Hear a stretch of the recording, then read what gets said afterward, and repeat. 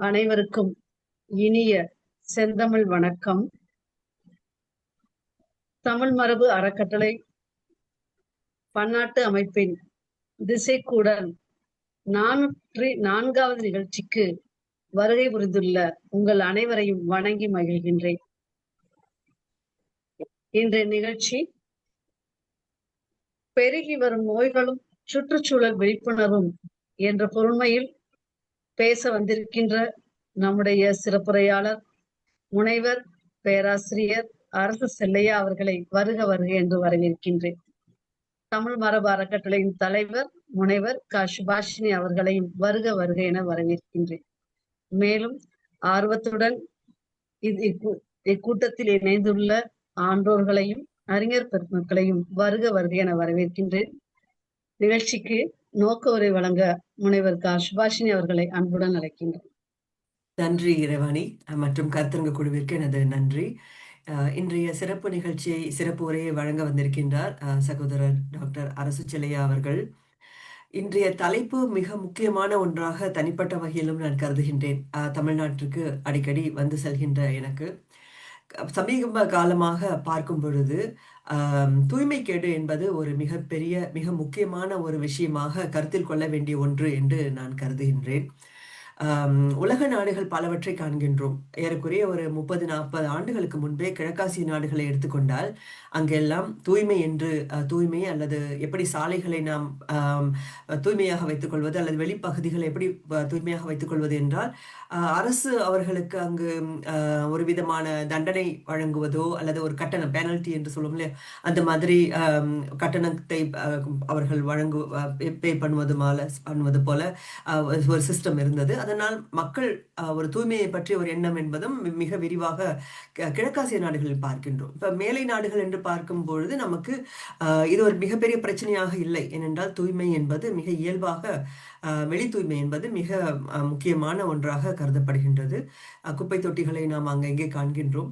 ஆனால் தமிழ் நாட்டு சூழலை இப்ப இந்தியா என்று எடுத்துக்கொண்டாலும் சரி, நாம் தூய்மை என்று காணும் பொழுது அந்த உணர்வுகள் எந்த அளவிற்கு மக்கள் மனதில் நிறைந்திருக்கின்றன என்பது ஒரு கேள்வியாகவே மிக நீண்ட காலமாக இருக்கின்றது.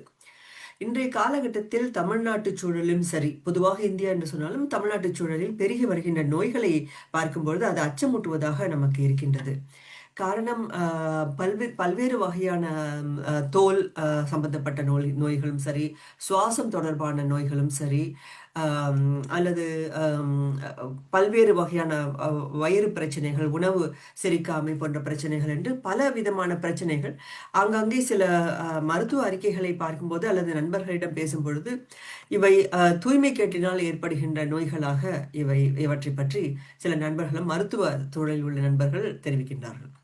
ஆக இந்த சூழ்நிலையில் தூய்மையை பற்றிய ஒரு சிந்தனை அல்லது கலந்துரையாடல் தேவை என்று நாங்கள் நினைத்தோம். தமிழ் மரபு அறக்கட்டளையில் இதை பற்றி கலந்துரையாடிவிட்டு இதை பற்றி பேசுவதற்கு தகுதியான இந்த துறையை சார்ந்தவர்களாக அல்லது இதில் ஆய்வுகளை மேற்கொண்டு வருகின்ற பேராசிரியர்கள் உரையாற்றினால் சிறப்பாக இருக்கும் என்ற எண்ணம் எங்களுக்கு எழுந்தது.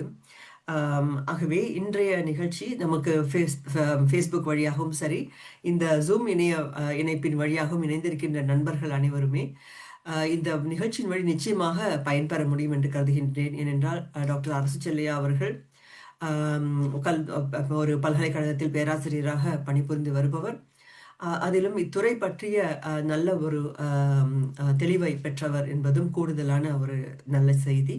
ஆகவே இத்தகைய துறை சார்ந்த அறிஞர்கள் கூறுகின்ற செய்திகள் நிச்சயமாக கேட்கின்ற சாதாரண மக்களுக்கும் எளிய மக்களுக்கும் நிச்சயமாக ஒரு பயனளிக்கும் என்று நாங்கள் கருதுகின்றோம்.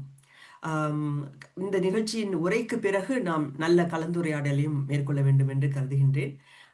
ஆக சிறப்பு சொற்பொழிவாளருக்கு வாழ்த்துக்களை தெரிவித்து அவரை உரையாற்ற அழைக்கின்றேன். நன்றி. நன்றி. வணக்கம். சிறப்புரை பற்றி ஒரு சிறிய அறிமுகம் பற்றி சிறிய அறிமுகப்படுத்தலையா? முனைவர் பேராசிரியர் அரசு செல்லை அவர்கள் மூலக்கூறு உயிரியல், நுண்ணுயிரியல் துறைகளில் ஆய்வு செய்தவர். தமிழகத்தில் திருச்சி ஜோசப் கல்லூரியில் பேராசிரியராக பணியாற்றியவர்.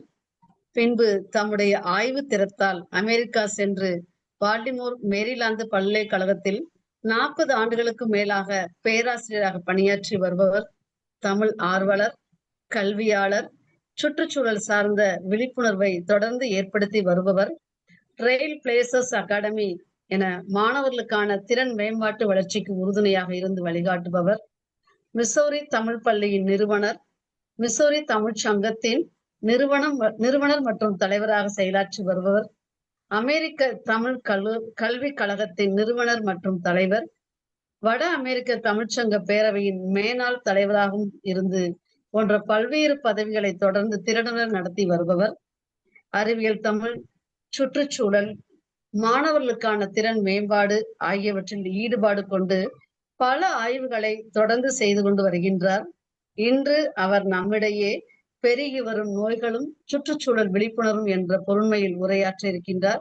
அவர்களை உரையாற்ற தமிழ் மரபு அறக்கட்டளை திசைக்குரல் சார்பாக அன்புடன் அழைக்கின்றேன். கேக்குதா? கேக்குதுங்கய்யா. ரொம்ப நன்றி சகோதரி சுபாஷினி அவர்களுக்கும், எங்க முனைவர் இறைவாணி, அவர் தம்பி வருண், நன்றி. இது ரொம்ப முக்கியமான ஒரு தலைப்பு. ஸ்லைட பார்க்க போட முடியுங்களா வருண்? நீங்க ஷேர் பண்ணலாம் சார். ஷேர் பண்ணலாமா? சரி.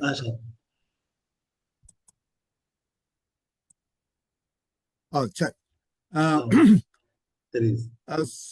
பெருகி வரும் நோய்களும் சுற்றுச்சூழல் விழிப்புணர்வும் பேசுறதுக்கு ஒரு 30 நிமிடத்துக்குள்ள நான் முடிச்சுக்கிறேன். அப்புறம் நம்ம கலந்துரையாடுறது ரொம்ப முக்கியம் நினைக்கிறேன். இந்த செய்திகள் நான் பகிரக்கூடிய செய்திகள்லாம் உங்களுக்கு ஏற்கனவே சில தெரிஞ்சிருக்கலாம், 1-2 புதுசாகவும் இருக்கலாம். இதுல ஏன் நான் இப்போ வந்து உங்க சகோதரி சுபாஷினி சொன்ன மாதிரி, தங்கை சுபாஷினி சொன்ன மாதிரி, இது என்ன ஒண்ணு, இப்போ இது நான் மருத்துவர் இல்லை, ஒரு ஆய்வாளர் தான். குறிப்பா எப்படி எனக்கு இது ஆய்வு வந்துச்சுன்னா, எம்எஸ்சி சுவாலஜி ஜமால் முஹம்மது காலேஜில் படிக்கும்போது, உலகத்துல வாழ்ற ஸ்பீஷீஸ் வந்து 99% எக்ஸ்டிங்க்ட் ஆயிடுச்சு, எனது அந்த ஸ்பீஷீஸே. அது மாதிரி 5 தடவை நடந்திருக்கு. கடைசியா நடந்தது டைனோசார்ஸ் எக்ஸ்டிங்ஷன் 60 மில்லியன் ஆண்டுகளுக்கு முன்னாடி. இப்போ ஒரு எக்ஸ்டிங்ஷன் நடந்துகிட்டு இருக்கு. இந்த இழப்பு, இந்த உயிரின பேரின வகை இழப்பு வந்து மனிதனுடைய கான்ட்ரிபியூஷன், நம்முடைய இன்புட்னால வளர்ச்சிங்கிற இதுல, குறிப்பா இண்டஸ்ட்ரியல் ரெவல்யூஷன் ஆரம்பிச்சதுல இருந்து போயிட்டு இருக்குங்கிறது தெரிஞ்சுது. அப்படியே இருக்கும்போது அந்த நேரத்துல 77 வாக்குல ஒரு பெரிய ஒரு பொல்யூட்டட் ஒரு ரிவரை வந்து ரஷ்யாவிலையோ யூரோப்லையோ சுத்தப்படுத்திட்டாங்க. அதை பார்த்தோம், இண்டஸ்ட்ரியில வர்ற வேஸ்ட் எல்லாத்தையும் அங்கதானே ரிவர், சி இது மாதிரி தானே கொட்டுறது வழக்கம். அது ஒன்றும் ஆகாதுங்கிறது, அது பெரிய ப்ராப்ளம் போல் இருக்குன்னு எனக்கு தெரிஞ்சுது. அப்புறம் 78, 79 ஜமால் காலேஜ்ல பிஷப் காலேஜ் ஜாயின் பண்ணும்போது, அங்க எட்வின் சந்திரசேகரன் ஒருத்தர் என்விரான்மெண்டல் பயாலஜின்னு ஒன்று ஆரம்பிச்சார். அப்பதான் இது ஒரு பெரிய சயின்ஸ் போல இருக்கு. அப்கோர்ஸ் நம்ம இண்டஸ்ட்ரியிலயோ நம்ம குப்பைகளோ இதெல்லாம் சுத்தப்படுத்த வேண்டியதானேன்னு சொல்லிட்டு நான் 85 இங்க வந்து அதுல இருந்து அந்த பொல்யூஷன் ரேடியேட்டர் பார்த்துட்டு இருந்தேன். அவங்க சொன்ன மாதிரி நீண்ட நாள். அப்புறம் வந்து எனக்கு வந்து நம்ம ஆல் கோர், அவர் வந்து அவருக்கு நோபல் பிரைஸ் கிடைச்சது. அவர் வந்து டெட் டாக்ல நீங்க நிறைய கேட்கலாம், நீங்க பார்த்து. கடைசி 10 ஆண்டுகளா ரொம்ப டீட்டெயிலா வேணாம், முன்ன பின்ன வெள்ளம், இப்போ மழை இப்போ ரொம்ப அதிகம், வறட்சி அதிகம், இந்த மாதிரி இதெல்லாம் நடந்தது ரொம்ப உலகம் பூரா எங்குமே. இதுல என்னன்னா, வெப்பம் அதிகமாகுது, வெள்ளம் ஒரே ஒரு மணி நேரத்துல பல மணி நேர மழைய ஒரே நேரத்துல பெய்யுது. இதெல்லாம் சரி, சில எதிர்பாராத நிகழ்வும் நடக்குது. உதாரணமா பிரிட்டிஷ் கொலம்பியா கனடா நார்த்ல இருக்கு. அங்க வந்து வெயிலே அடிச்சு ரொம்ப வெப்பமே போனது கிடையாது. அங்க ஏர் கண்டிஷன் கிடையாது. எங்க போலார் ரீஜன்ல ஏர் கண்டிஷன் என்னதுக்கு. அங்க வந்து ஒரு அண்மையில ஒரு ஆண்டுகளுக்கு முன்னாடி பயங்கர வெயில், அதை அவங்க தாங்க முடியாம இறப்புக்கள், ஒரு மொத்த சில ஏர் கண்டிஷன் ரூம் மாதிரி பெரிய பெரிய ரூம் போட்டு அங்க ஜனங்களை படுக்க வச்சு அப்படிலாம் மேனேஜ் பண்ணாங்க. அதே மாதிரி அட்லாண்டாவில் பார்த்தீங்கன்னா, அங்க வந்து ஸ்னோ அதிகமா தள்ளுறதுக்கான வெப்ப எக்யூப்மெண்டே கிடையாது. அங்க எக்கச்சக்கமா ஒரு தடவை ஸ்னோ அடிச்சு அங்க கார்ல வரனால அப்படியே வண்டி நின்று போச்சு. ஒன்றும் ஸ்னோ அதிகமானதுனால அங்கங்க போய் எங்க இந்த கடைகள் பெரிய ஸ்டோர்லாம் இருக்குல்ல அங்க படுத்து தூங்கிட்டு காலையில கிளீன் பண்ணி வண்டி எடுத்து இது மாதிரி எதிர்பாராதெல்லாம் நடந்துட்டு இருந்து. அதுல இப்போ நான் தொடர்ந்து இது மாதிரி சூழியல் பேரிடரை பத்தி பேசியிருந்தேன். இந்த தடவை நான் என்ன பேசுறேங்கும் போது இப்ப நோய்களை பற்றி பேசலாம், அது சரிதான். இப்ப அதை பத்தி நம்ம பேசுவோம். அதுக்கு முன்னாடி ஒரு சில இது எர்த் டேங்கிறது அமெரிக்காவில் ஆரம்பிச்சது 1970 ஏப்ரல் 22. ரேச்சல் கார்சன் ஒரு அம்மா வந்து சைலண்ட் ஸ்பிரிங்னு ஒரு புத்தகத்தை 1964 வாக்குல போட்டாங்க. இங்க மேரேடன் எங்க பக்கத்துல தான். அது பெரிய அளவுல தாக்கம், அதாவது கடல்ல ஒரு நீர்நிலைகள்ல ரொம்ப கெமிக்கல் வேஸ்ட டம்ப் பண்றதுதான். அவங்க இது வந்து உயிரிழை பாதிக்கும், நம்ம அந்த மீனியை சாப்பிட்றோம், இதெல்லாம் வந்து அதுங்க 70 ஒரு செனட்டர் எர்த் டேன்னு வச்சு அவேர்னஸ் உருவாக்கணும் மக்களுக்கு. அவங்க இவங்க சுபாஷினி சொன்ன மாதிரி நம்ம மேற்கத்திய நகரத்துல கொஞ்சம் இன்ஃப்ராஸ்ட்ரக்சர், தனி மனித கட்டுப்பாடு, சட்டம் ஒழுங்கு இது கொஞ்சம் அதிகமா நல்லா இருக்குங்கிற மாதிரி ஒரு இருக்கு. அப்புறம் வேர்ல்டு என்ன, குறிப்பா ஓயோவில் ஒரு ரிவர், ஒரு ஆறு வந்து அப்படியே நெருப்பு பிடிச்சிடுச்சு. அதுல வந்து இதெல்லாம் ஒரு கெமிக்கல்ஸ் எல்லாம் போடுறதுனால அதெல்லாம் ரொம்ப மறைச்சு போய் எர்த் டேன்னு ஒன்று ஆரம்பிச்சு விழிப்புணர்வு போயிருக்கு. அது அரசியல் காரணமா முன்ன பின்ன இருக்கும். வேர்ல்டு என்விரான்மெண்டல் டே 1973 ஜூன் 5 வந்து இவங்க யுனைடெட் நேஷன்ஸ்ல உலகம் 2 நாளும் ரொம்ப முக்கியமா இருக்கு. இதுல நம்ம சில நீரூற்றுக்கள் வெப்பம், இப்ப குளோபல் வார்மிங் தான் பெரிய இஷ்யூ. நீங்க எல்னினோ பத்தியும் சூப்பர் எல்னினோ இப்ப படிச்சிருப்பீங்க, தெரியும் உங்களுக்கு, யூடியூப்ல தெரியும். இந்த கல்ஃப் ஸ்ட்ரீம் இதெல்லாம் பத்தி நீங்க கொஞ்சம் பார்த்துக்கணும். El Nino, La Nina, Atlantic meridional overturning circulation, AMOC, இதுவும் ரொம்ப முக்கியமான கடல் சர்க்குலேஷன். இது கன்வேயர் பெல்ட் மாதிரி கடல்லையே நீரூற்று போறது, வெப்பத்தை ஒரு இடத்துல இருந்து எடுத்துட்டு போய், ஏன்னா பூமத்திய ரகை அந்த ஈக்குவட்டார்ல இருந்து எடுத்துட்டு போய் அந்த நார்த்ல போய் சேர்க்குது. அது ஈஸ்ட் வெஸ்ட், நார்த் சவுத் இதெல்லாம் இருக்குது.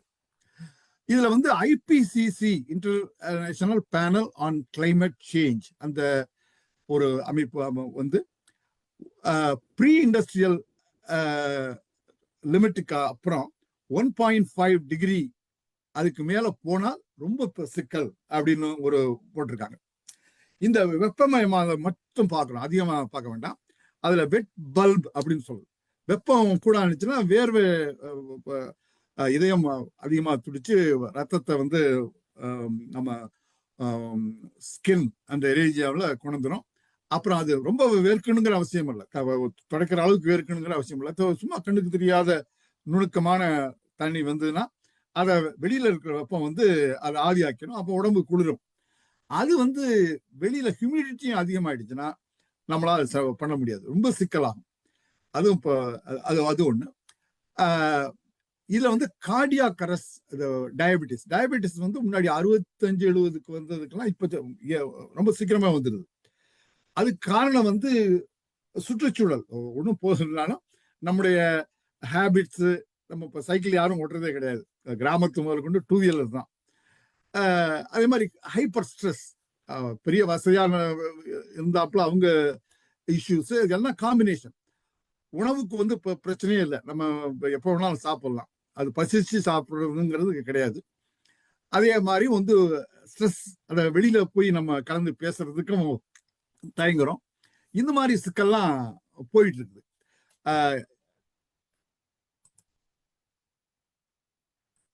அடுத்த ஸ்லைட்ல போலாங்களா?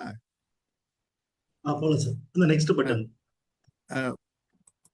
ரைட். இப்போ வந்து ஒண்ணு ஒரு சின்ன நேஷனல் வெதர், எனக்கு எங்க பல்கலைக்கழகத்துல இருந்து ஒரு அட்வைசரி வந்தது, வார்னிங் அப்படின்னு போட்டு. என்ன வந்துன்னா, high temperatures and humidity could make the outside temperature feel like 105 or higher. This increases the risk of heat related illness. யூனிவர்சிட்டியில இருந்து இப்போ வந்து ஜூன் 12, இப்போ ஒரு 10 நாளைக்கு முன்னாடி தான், 8 நாளைக்கு முன்னாடி தான் இருக்கும். இது வந்ததுக்கு இந்த தலைப்பு இறைவாணிகிட்டலாம் பேசி சுபாஷினிட்ட பேசி இந்த தலைப்பு முடிவு பண்ணும்போது அங்க வந்துச்சு. என்ன ஒரு ஆச்சரியமா இருக்கு, இந்த மாதிரி ஒரு தலைப்பு வந்து ஊன்றி பார்த்தா அந்த ரெக்கமெண்டேஷன்னா limit outdoor activity, take extra precautions, stay hydrated, monitor for symptoms, இதெல்லாம் ஹீட் எக்ஸாஷன், ஹீட் ஸ்ட்ரோக், இதெல்லாம் ஒரு ஒரு ஒரு ஒரு 4-5 நாள் 6 நாள் அந்த ஹீட் டோம் எஃபெக்ட்னு சொல்லுவாங்க. முன்னாடிலாம் ஒரு நாள் வெப்பமா இருந்து தாண்டிடுவோம், மற்ற நாள்லாம் சரியாயிரும், 2 நாள் இருக்கும். இப்ப வந்து தொடர்ந்து 1 வாரம் 10 நாள் இருக்குது. இது வந்து நாம வந்து இது அமெரிக்காவில் மட்டும் நினைக்க வேண்டாம். இன்னும் திங்க் குளோபலி ஆக்ட் லோக்கலி அப்படிம்பாங்க. அது உண்மை. இப்போ நான் சேரா கிளப்ல மெம்பர், அதே மாதிரி பூவுலகின் நண்பர்கள், இந்த மாதிரி பல அமைப்புகள் இருக்கு தமிழ்நாட்டிலும் இந்தியாவிலையும். அதுல என்னன்னா, அது என்னதான் லோக்கல் பிரச்சனை பேசினாலும் it is a global impact தான். ஃபைனலி குளோபல் இம்பாக்ட் எல்லாம் வருது. இப்போ இதனுடைய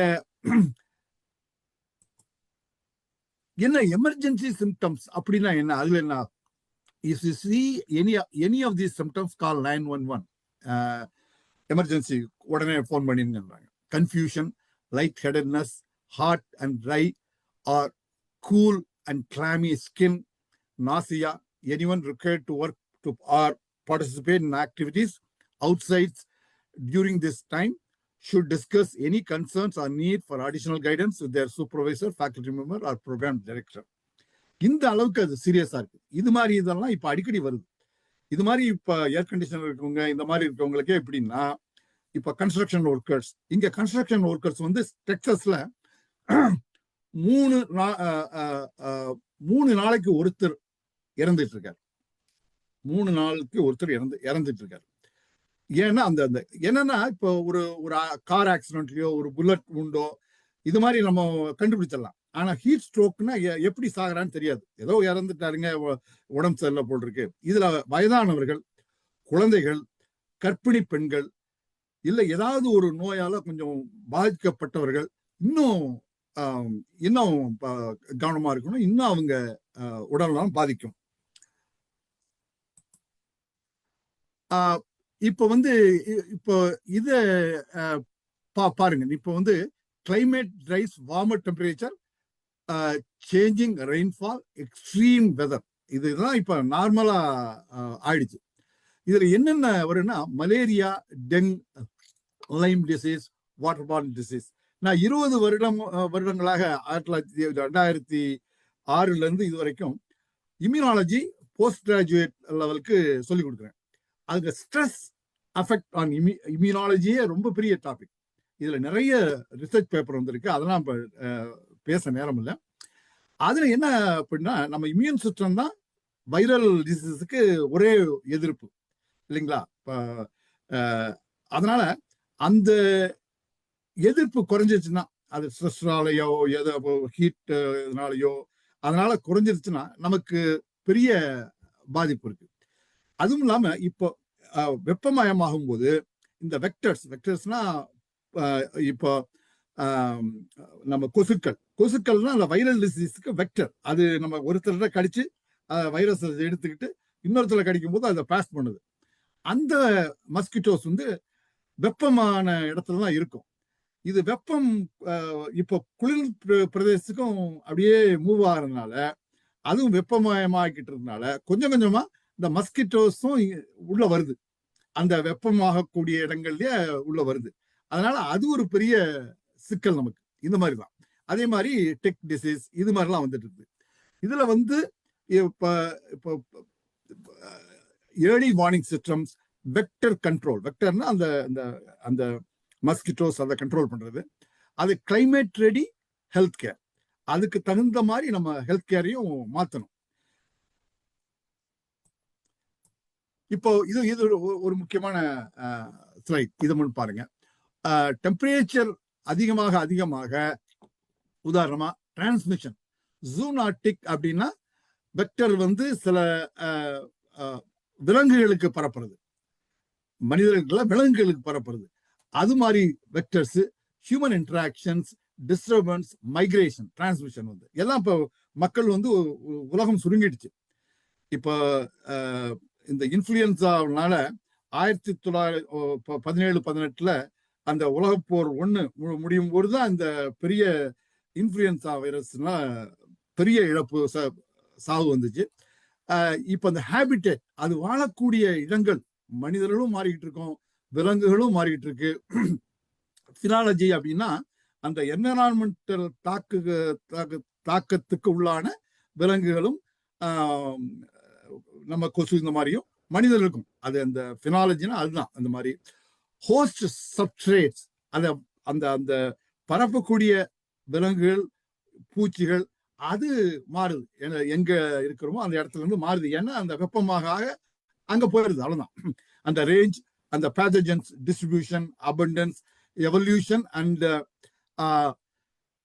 எமர்ஜென்ஸ், அது எல்லாமே இந்த வெப்பமாக ஆக இது எல்லாம், அதாவது transmission, habitat, pathogens and susceptibility எல்லாமே மாறுது.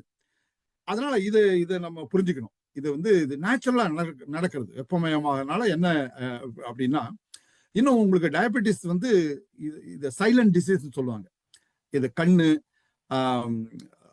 ஹார்ட், கிட்னிஸ் எல்லாமே பாதிக்கும்.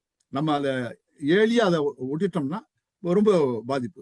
இது வந்து வெப்பமாகும் போது நம்ம வந்து வெளியில போறது குறைச்சிக்கிறோம்.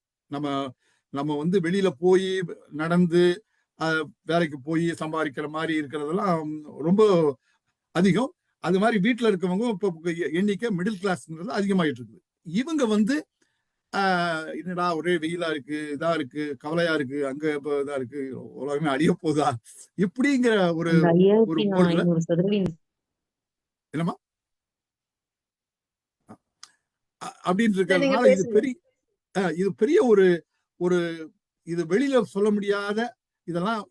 அமெரிக்காவிலேயே ஃபெடரல் கவர்மெண்ட்ல வேலை செஞ்சவங்களே நான் பேசினா அவங்க என்ன சொல்றாங்கன்னா, இல்லைங்க இப்பெல்லாம் ரொம்ப பேர் பேசுறதே இல்லை, அந்த டாபிக் எதுக்குங்க பேசிக்கிட்டு, என்ன பண்ண முடியும், அது அப்படி ஒன்றும் செய்ய முடியாது நம்ம அப்படின்ற விட்டுருங்க அப்படிம்பாங்க.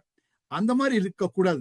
நம்ம வந்து இந்த டாபிக் பெரிய டாபிக், இதை பத்தி பல உரையாடல்கள் நிகழ்த்தணும். அது மாதிரி இல்லாம நம்மளால முடியும், இதை எப்படியாவது நம்ம தான் இதை உருவாக்கணும். இந்த பிரச்சனைகளுக்கெல்லாம் நம்ம காரணம் இந்த மாடர்ன் ஃபெசிலிட்டி, இண்டஸ்ட்ரியல் ரெவல்யூஷனுக்கு பிறகு இப்போ அதெல்லாம் கண்ட்ரோல் பண்றோம். சோலார் பேனல், விண்ட் எல்லாம் எனர்ஜிலாம் இருக்கு. இருந்தாலும் அதை மிஞ்சிக்கிட்டு இப்போ போயிட்டு இருக்கு. இது வந்து ஜெஃப் கோடல்னு, இப்போ இந்த புத்தகத்தை நீங்க எல்லாரும் படிக்கணும், இந்த புத்தகத்தை நம்ம பேசணும். இவரு தான் அந்த ஹீட்டை பத்தி ரொம்ப இது வந்து விரிவா சொல்றாரு. அதாவது 98.5 டிகிரி ஃபாரன்ஹீட் தான் நம்ம உடல் வெப்பநிலை. 101க்கு உடம்பு 101க்கு போனாலே நம்ம ஒரு மாதிரி இப்போ டாக்டரை பார்க்கணும், இல்லை மருந்து ஏதாவது எடுத்துக்கணும், என்ன காரணம். 105க்கு போனுச்சுன்னா நம்ம ஹாஸ்பிட்டலே போகணும். இப்போ போற இதெல்லாம் வந்து பல ஆயிரக்கணக்கான பேர் அதை இறக்குறாங்க. இது again life and death on a scorched planet. இதை கண்டிப்பா இந்த புத்தகத்தை நீங்க படிங்க. இது குறிப்பா நம்ம ஒரு சீக்கிரம் போயிடலாம். சூழியல் பேரிடரின் கூறுகள், மானிட தலையீட்டால் உலகில் நிகழ்ந்து கொண்டிருக்கும் 6வது பெரும் உயிரின அழிவு, 6th mass extinction of living species. முதல் 5 மிக பெரும் உயிரின அழிவு இயற்கையில் விளைந்தவை. இப்பொழுது நடந்து கொண்டிருக்கும் 6வது பேரழிவு மானிட தலையீட்டால் நிகழ்வது.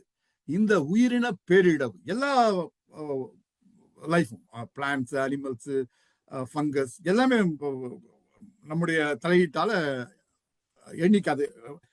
ஸ்பீஷீஸ் இழப்புனா அப்படியே உடும்புன்னு சொல்லுவாங்க, அது நம்ம ஊரெல்லாம் பார்ப்போம், அது சுத்தமா அழிஞ்சு போச்சு.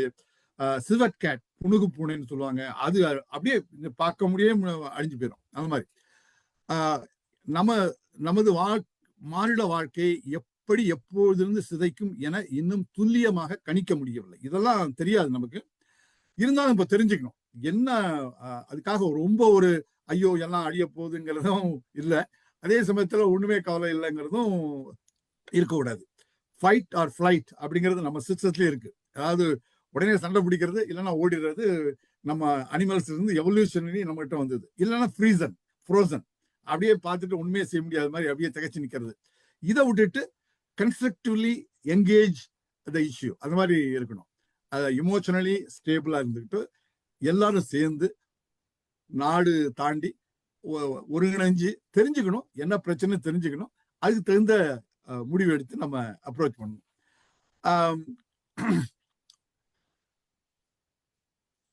உலகை வெப்பமயமாக்கும் வாயுக்கள் மானிட செயல்பாடுகளால் தொடர்ந்து மிக பெருமளவில் வெளியிடப்படுவது, அதனால் துருவ பனி போலார் ஐஸ் கிளேசியர்ஸ் உருகி கடல் மட்டம் உயர்வது, பருவக்காற்று, புயல், மழை இவற்றில் பெரும் மாற்றங்கள்.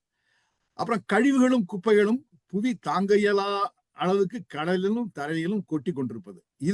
இதை பார்த்தாலே நமக்கு டிப்ரெஸ் ஆகிடும். அது ஆகக்கூடாது. அதுக்கு என்ன சொல்யூஷன்? சொன்ன மாதிரி வசதியான இடங்கள்லயே சில இடங்கள்ல இப்படி இருக்கு. காடுகள் அழிக்கப்படுவதாலும் உணவுக்காக மிக நெருக்கி வளர்க்கப்படும் விலங்கு பண்ணைகளாகும் அனிமல் ஃபார்ம்ஸ். இதனாலதான் இது பெரிய ஒவ்வொன்றும் பெரிய தலைப்பு. இப்போ இண்டஸ்ட்ரியல் ஃபார்மிங், இது கோழி பண்ணை, ஆட்டு பண்ணை, மாட்டு, இதெல்லாம் ஒரு நெருக்கமா ஒரு இடத்துல போட்டு மனிதர்கள், அப்போ வைரஸஸ் எல்லாம் மனிதனுக்குன்னு வைரஸ் இருக்கு, அனிமல் வைரஸ் இருக்கு, ரெண்டுக்கும் சேர்ந்து ஹைபிரிட் வைரஸ் வந்துச்சுன்னா அதுதான் இந்த இன்ஃபுளுன்சா, அதெல்லாம் பெரிய அளவுக்கு நம்மளை பாதிக்கிறது.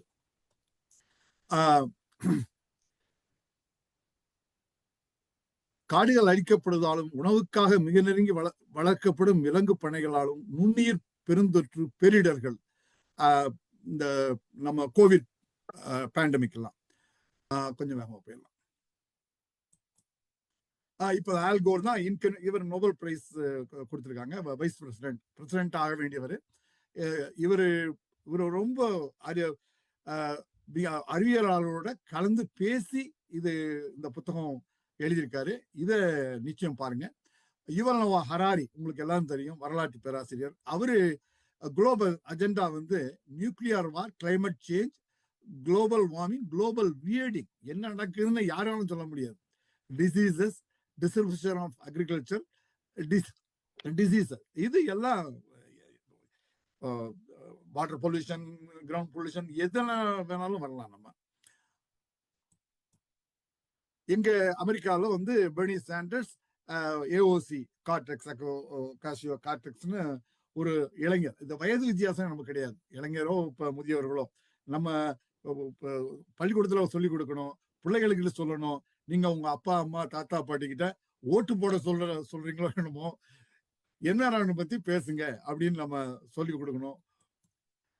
இப்ப நான் பெரியார் மணிமை கல்லூரியில விசிட்டிங் ப்ரொஃபஸரா இருக்கேன். ஒவ்வொரு ஆண்டும் அங்க போய் அதுல ஒவ்வொரு ஆண்டும் என்விரான்மெண்டல் கான்ஃபரன்ஸ், இன்டர்நேஷனல் கான்ஃபரன்ஸ் நடத்துவாங்க. அதுல பங்கேற்கிறேன். இது பூவுலக நண்பர்கள் சுந்தரராஜன் அவர்கிட்ட சொல்லியிருந்தேன்.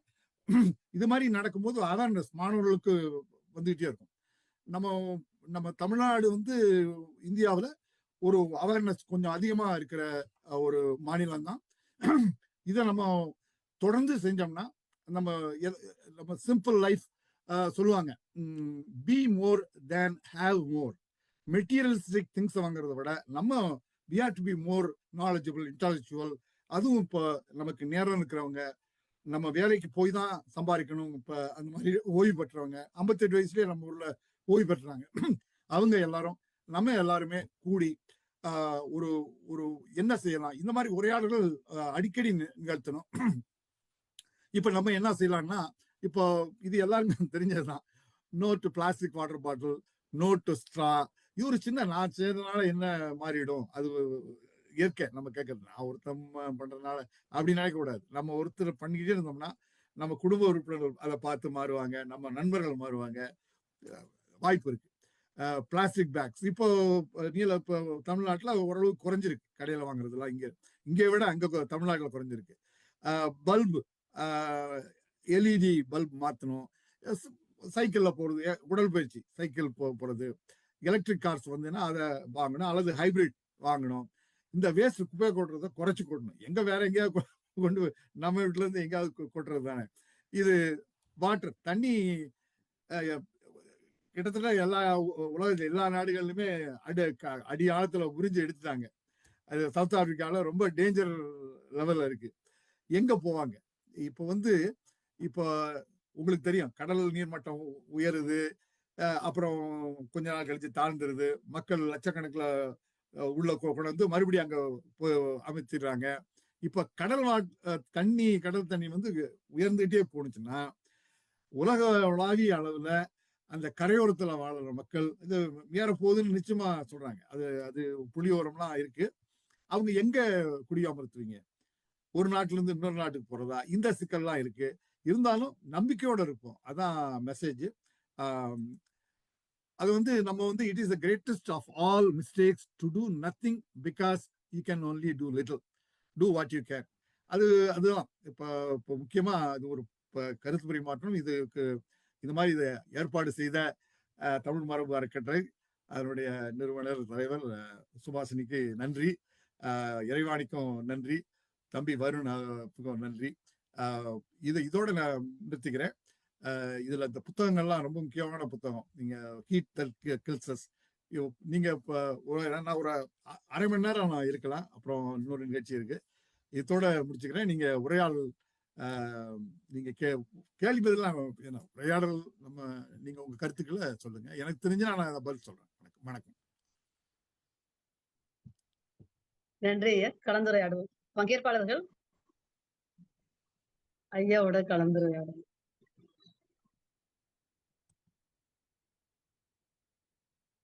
ரொம்ப தெளிவா விளக்கிட்டேனா? இல்ல ஒண்ணுமே சரியா? 2 பேர் கீழே தானே பழகுறீங்க. சுருக்கமா நிறைய தெளிவா சொல்லிட்டேங்கய்யா. நாங்க தான் இனிமேல் ரொம்ப யோசிக்கணும். கீழே பாத்துக்கலாம் 2 பேரும். நீங்க ஐயாட்ட யாராவது கலந்துரையாடலாம். நியூட்டன் சொல்லுங்க, நீங்க கருத்து சொல்லுங்க, உங்க தாட்ஸ் சொல்லுங்க. ஃபர்ஸ்ட் என் மனசுல தோன்றது, அமெரிக்கால விண்மில்ஸ் எல்லாம் டோட்டலா நிறுத்த சொல்லிட்டாங்க.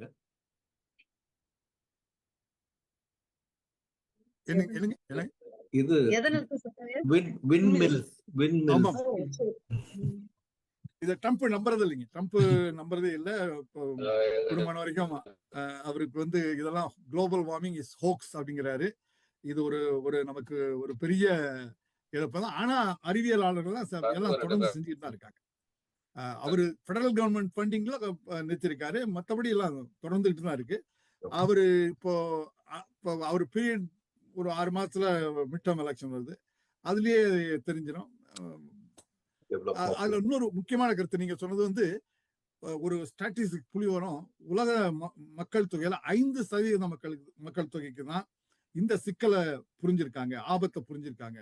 மத்தவங்க 95 விழுக்காடு ஏதோ மழை வருது, இது தவளை தண்ணியில போட்டோம்னா அதை கொதிக்க வச்சிடணும்னா அது கொஞ்சம் கொஞ்சமா அதுக்கே தெரியாதான், கொஞ்சம் கொஞ்சமா அது கடைசியில செத்து போயிருந்து சொல்ற மாதிரி நடந்துட்டு இருக்குது. அவ்வளவுதான். நல்ல கேள்விதான். அதே மாதிரி இந்த கோல் பேஸ்ட் பவர் பிளான்ட்ஸ் நிறைய என்கரேஜ் பண்றாங்க போல இருக்கு. அது பிசினஸ் தாங்க. அது ஆயில் ட்ரில்லிங் அதெல்லாம் இப்போ அவங்க சோலார் எனர்ஜி விண்டெல்லாம் நல்லா அட்வான்ஸ் ஆகிட்டே வருது. அது ரொம்ப எளிதாகவும் இருக்கு. இருந்தாலும் இதுல முதலீடு பண்ணிட்டதுனால, இதுல பணம் நல்ல செலவு பண்ணிட்டதுனால அப்படியே விட முடியாது அப்படின்னு அவங்க லாபி பண்ணி அதை கொஞ்சம் தொடர்ந்துட்டு இருக்காங்க. இது இப்போ ஈரான் வாரிலே உங்களுக்கு தெரியுது. இப்போ ஃபாசில் ஃபியூல்னால எவ்வளவு சிக்கல், இப்போ உலக பொருளாதாரமே அதை நம்பிதான் இருக்கு. அதனால அதுல இருந்து ஒரு விடுவிக்கணும். ஆனா சுற்றுச்சூழல் நிபுணர் என்ன சொல்றாங்கன்னா, நம்ம என்னதான் வேகமா போனாலும் நம்மளை விட வேகமா இந்த சூழியல் மாற்றங்கள்லாம் நடந்துட்டு இருக்குன்னு சொல்றாங்க. என்னோட சன்ரன் ஒரு company, solar based company. So அவங்களுக்கு இந்த இன்சென்டிவ்ஸ்லாம் இப்போ ஏதோ கட் பண்ணிட்டாங்க போல இருக்கு இம்ப்ளிமெண்ட் பண்றவங்களுக்கு. ஸோ அந்த கம்பெனியே பிசினஸே கொஞ்சம் படுக்க ஆரம்பிச்சிருச்சு. அண்ட் ஓகே, என்னோட சன்னுக்கும் job became a big bit of a difficulty அங்கே ஒர்க் பண்றது. ஸோ சோலார் விண்மில்ஸ் இதெல்லாம் ஸோ யூஸ்ஃபுல். அது அந்த இதில் develop country like USA first இதில் பின்னடைகிறத பார்க்கும்போது ரொம்ப கவலையா இருக்கு. அதுக்கு காரணம் இப்ப மக்களுக்கும் அது புரியாமங்க. இந்த ஆபத்துக்கள் எல்லாம் பெரும்பான்மை மக்களுக்கு தெரியாம இருக்கிறது. அது அவங்களுக்கு நாங்க கொண்டு செல்லல. பல்கலைக்கழகத்திலேயே எங்களுக்குள்ளே பேசிட்டு இருக்கோம். இதை வந்து மக்கள்கிட்ட கொண்டு சொல்றதுக்கு முயற்சி இப்ப நிறைய நடந்துட்டு இருக்கு. ஆனா எனக்கு 2 கேள்விகள். ஒண்ணு வந்து இப்ப சென்னை எடுத்துக்கிட்டாங்க. ஏன்னா மெயின் ஃபோக்கஸ் நமக்கு வந்து தமிழ் மக்கள் சூழலை எப்படி நம்ம இந்த எண்ணத்தை கொண்டு வரலாம் அப்படிங்கிறது. அப்படி பார்க்கும்போது நான் என்னோட அப்சர்வேஷன்ல லாஸ்ட் ஃபியூ மந்த்ஸ் நான் சென்னையில இருக்கக்கூடிய ஒரு வாய்ப்பா எனக்கு அமைஞ்சது நான் வரதுக்கு முன்னாடி திரும்பவும். அப்ப பார்க்கும்போது எனக்கு என்ன தோணுச்சுன்னா, அதுவும் சென்னை பர்டிகுலர்லி அங்க வந்து அந்த கன்ஸ்ட்ரக்ஷன் இருக்குது இல்ல, அது வந்து ஒரு கோஆர்டினேட்டட் வேலை நடக்க மாட்டேங்குது. பில்டிங் கன்ஸ்ட்ரக்ஷன் அப்படிங்கிறது இந்த கோஆர்டினேட்டட் வேலை இல்லை. இப்போ ஏதாவது ஏன்னா வீடுகள் வந்து மாற்றி மாற்றி கட்டிக்கிட்டே இருக்காங்க, ரெனோவேஷன் பண்ணுறாங்க, பழைய பில்டிங்கை உடச்சிட்டு புதுசாக கட்டுறாங்க, அப்படிலாம் செய்கிறாங்க. எங்கே பார்த்தாலும் ஏன்னா எனக்கு இங்கே இருந்துட்டு அங்கே வரும்போது, ஜெர்மனில இருந்துட்டு அங்கே வரும்போது அந்த காற்றுல இருக்கிற டஸ்ட் வந்து எனக்கு நல்லா ஃபீல் பண்ண முடியுது. அது என்ன டிஃப்ரென்ஸ் எனக்கு நல்லா ஃபீல் பண்ண முடியுது. வெளியில் போய் நடக்கலான்னு நம்ம நடக்க முடியல. அந்த அளவுக்கு வந்து காற்றுல அது ஏர்லி மார்னிங்காக இருந்தால் கூட அந்த காற்று தூய்மையான இல்லை. இப்போ நம்ம சொல்கிறோம் எக்ஸசைஸ் போங்கன்ட்டுன்னு, அது என்ன கேட்டால் போகாமல் இருங்கன்னு சொல்கிறதே நல்லா இருக்கு எனக்கு. தமிழ்நாட்டை பொறுத்த வரைக்கும் குறிப்பா சென்னையில வெளியில நீங்க போகாதீங்க, போனீங்கன்னா வேணா பீச் சைட்ல போகலாம். அது வந்து எனக்கு காத்து வேகமா ஃப்ளோ இருக்கு, அங்க போகலாம். ஆனா ஒரு சிட்டி மாதிரி இடத்துல இப்ப எங்க இடம் வந்து வடபழனி அந்த ஏரியா, அது என்னால நினைச்சு கூட பார்க்க முடியல, வடபழனி சாலை கிராமம். அப்போ இதை ஏன் வந்து ஏன்னா நம்ம வந்து வளர்ந்த நாடுன்னு எனக்கு இன்னும் சொல்ல முடியல. ஏன்னா அந்த அளவுக்கு வந்து ஒரு பெரிய ஒரு சயின்டிபிக் ரெவல்யூஷன்லாம் நடந்துட்டு இருக்க ஒரு பிளேஸை தான் நம்ம தமிழ்நாடு பார்க்குறோம். அவ்வளோ ஜீனியஸ் பீப்புள் இருக்கிறாங்க, அவ்வளோ விஷயங்கள் நல்லா பண்ணிட்டு இருக்க போது ஏன் இதை வந்து தமிழ்நாட்டில் வந்து இதை ஒரு சீரியஸான ஒரு மேட்டரா எடுக்க முடியல? ஏன் இதை வந்து உணரவே மாட்டாங்களா? அப்புறம் இதை வந்து எனக்கு ஒரு கேள்வியா வருது, இத்தனை காலமா ஏன் இதை யோசிக்க முடியல நம்மால? அடுத்தது இதோட தொடர்புடையதுதான். ஏன்னா அந்த மீன் மார்க்கெட்டோ அல்லது வந்து ஏதாவது மார்க்கெட்டோ அல்லது வந்து குப்பை கூடங்கள் இருக்கிற இடமோ அந்த பகுதியை ஏன் குப்பையா, அதாவது குப்பைனே அதை நம்மளுக்கு சொல்ல முடியாது. இங்கெல்லாம் எல்லா இடத்துலையும் நம்ம பார்க்குறோம் குப்பைகளே நம்ம பார்க்குறோம். குப்பை தொட்டி இருந்தால் அது கீழே குப்பை இருக்கணும்னு அவசியம் இல்லை. ஆனால் அங்கெல்லாம் பார்க்கும்போது குப்பை தொட்டிக்கு சுற்றிலும் அவ்வளோ குப்பைகள். சரி, அப்போ இவ்வளோ படித்த பசங்களே என்ன பண்ணுறாங்கன்னா அப்பார்ட்மெண்ட்லேருந்து தூக்கி வீசுறாங்க. அப்போ தரையிலெல்லாம் ஃபுட்டெல்லாம் வந்து விழுந்து கிடக்கு. ஏன்னா நாங்கள் இருக்கிற ஏரியா எல்லாமே கொஞ்சம் போஷான ஏரியா தான். அப்போ அந்த இடத்துல அவங்க வந்து நைட்டு வந்து தூக்கி போடுற அந்த சாப்பாடு பேக்கெட் விரிஞ்சு கிடக்குது. அப்படியே பார்க்கும்பொழுது மார்னிங் வந்து நமக்கு கிடைக்கிற ஒரு பார்வை அப்படிங்கிறது பார்த்தோம்னாக்கா சகிச்சிக்கவே முடியல. சரி, அப்போ எனக்குலாம் அப்படியே கழுத்தை முட்டுற மாதிரி இருந்ததுன்னு வச்சுக்கோங்களேன். என்னோட எக்ஸ்பீரியன்ஸ் எப்படா தப்பிச்சு ஓடி வருவோம் அப்படிங்கிற மாதிரி ஒரு ஃபீலிங்கே எனக்கு வந்தது, நிஜமாவே சீரியஸாக சொல்கிறவங்களுக்கு. அப்போது இதை வந்து இது ஏற்படுத்துகிற நோய் வந்து உண்மையிலே ரொம்ப பேர் அதை யோசிக்க மாட்டாங்க. இதனால தானே நமக்கு இந்த நோய் வந்துகிட்டு இருக்கு அப்படிங்கிறதே யோசிக்கவே மாட்டேங்கிறாங்க. ஏன் அதை அரசு எடுத்து அதை செய்தால் என்ன? இந்த குப்பைகளை மேனேஜ் பண்றத, தூய்மைய அரசு அதுக்கு ஒரு முக்கியத்துவம் ஏன் கொடுக்கவே மாட்டேங்கிறாங்க? அது எந்த அரசும், நம்ம யாரை பத்தி அரசை பத்தி நம்ம இல்லை, ஏன் அந்த சிந்தனை தமிழ் சூழல வரமாட்டேங்குது? ஏன்னா இந்திய சூழல் பேச விரும்பல, ஏன்னா எனக்கு மற்ற இடங்கள் போய் நான் இப்போ படங்கள்லாம் பிடிச்சிட்டு வரல எனக்கு சொல்றதுக்கு. தமிழ்நாடு நல்ல எக்ஸ்பீரியன்ஸ் இருக்கு எனக்கு, அதனால நான் சொல்றேன். ஏன் அதை நம்மால யோசிக்கவே முடியல?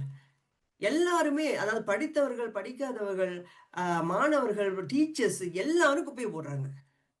மேடம் நான் கொஞ்சம் பேசலாமா? பேசுங்க. இல்ல ஒரு சின்ன ஒரு நீங்க இப்ப வந்து புலம்பி இருக்கிறீங்க. ஒரு நிமிஷம் சொல்லிடுறேன். நீங்க முக்கியமான கருத்துமா, நம்ம இம்பாக்டா சொல்லலாம். அரசியல் தாண்டி சுத்தப்படுத்தணும். இங்க வந்து மேற்கத்திய நாடுகள், நீங்க இப்ப ஜெர்மனில இருக்கீங்க, பரிதி மிடில் ஈஸ்ட்ல இருக்காரு, அமெரிக்கா வந்திருக்காரு, இப்ப நியூட்டனும் அமெரிக்கா பலமுறை வந்திருக்காரு, மற்ற நண்பர்களும் வந்திருப்பாங்க இந்த அழைப்புல இருக்கிறவங்க. இங்க வந்து மேற்கத்திய இன்ஃப்ராஸ்ட்ரக்சர் இவனுங்க வந்து ரொம்ப திறமைசாலிகள். அவங்க வந்து இண்டிவிஜுவலி நம்ம எல்லாம் சமந்தான். நீங்க சொன்ன மாதிரி இப்ப தமிழ்நாட்டிலே எல்லாம் ஸ்மார்ட்டா தான் இருக்கிறாங்க.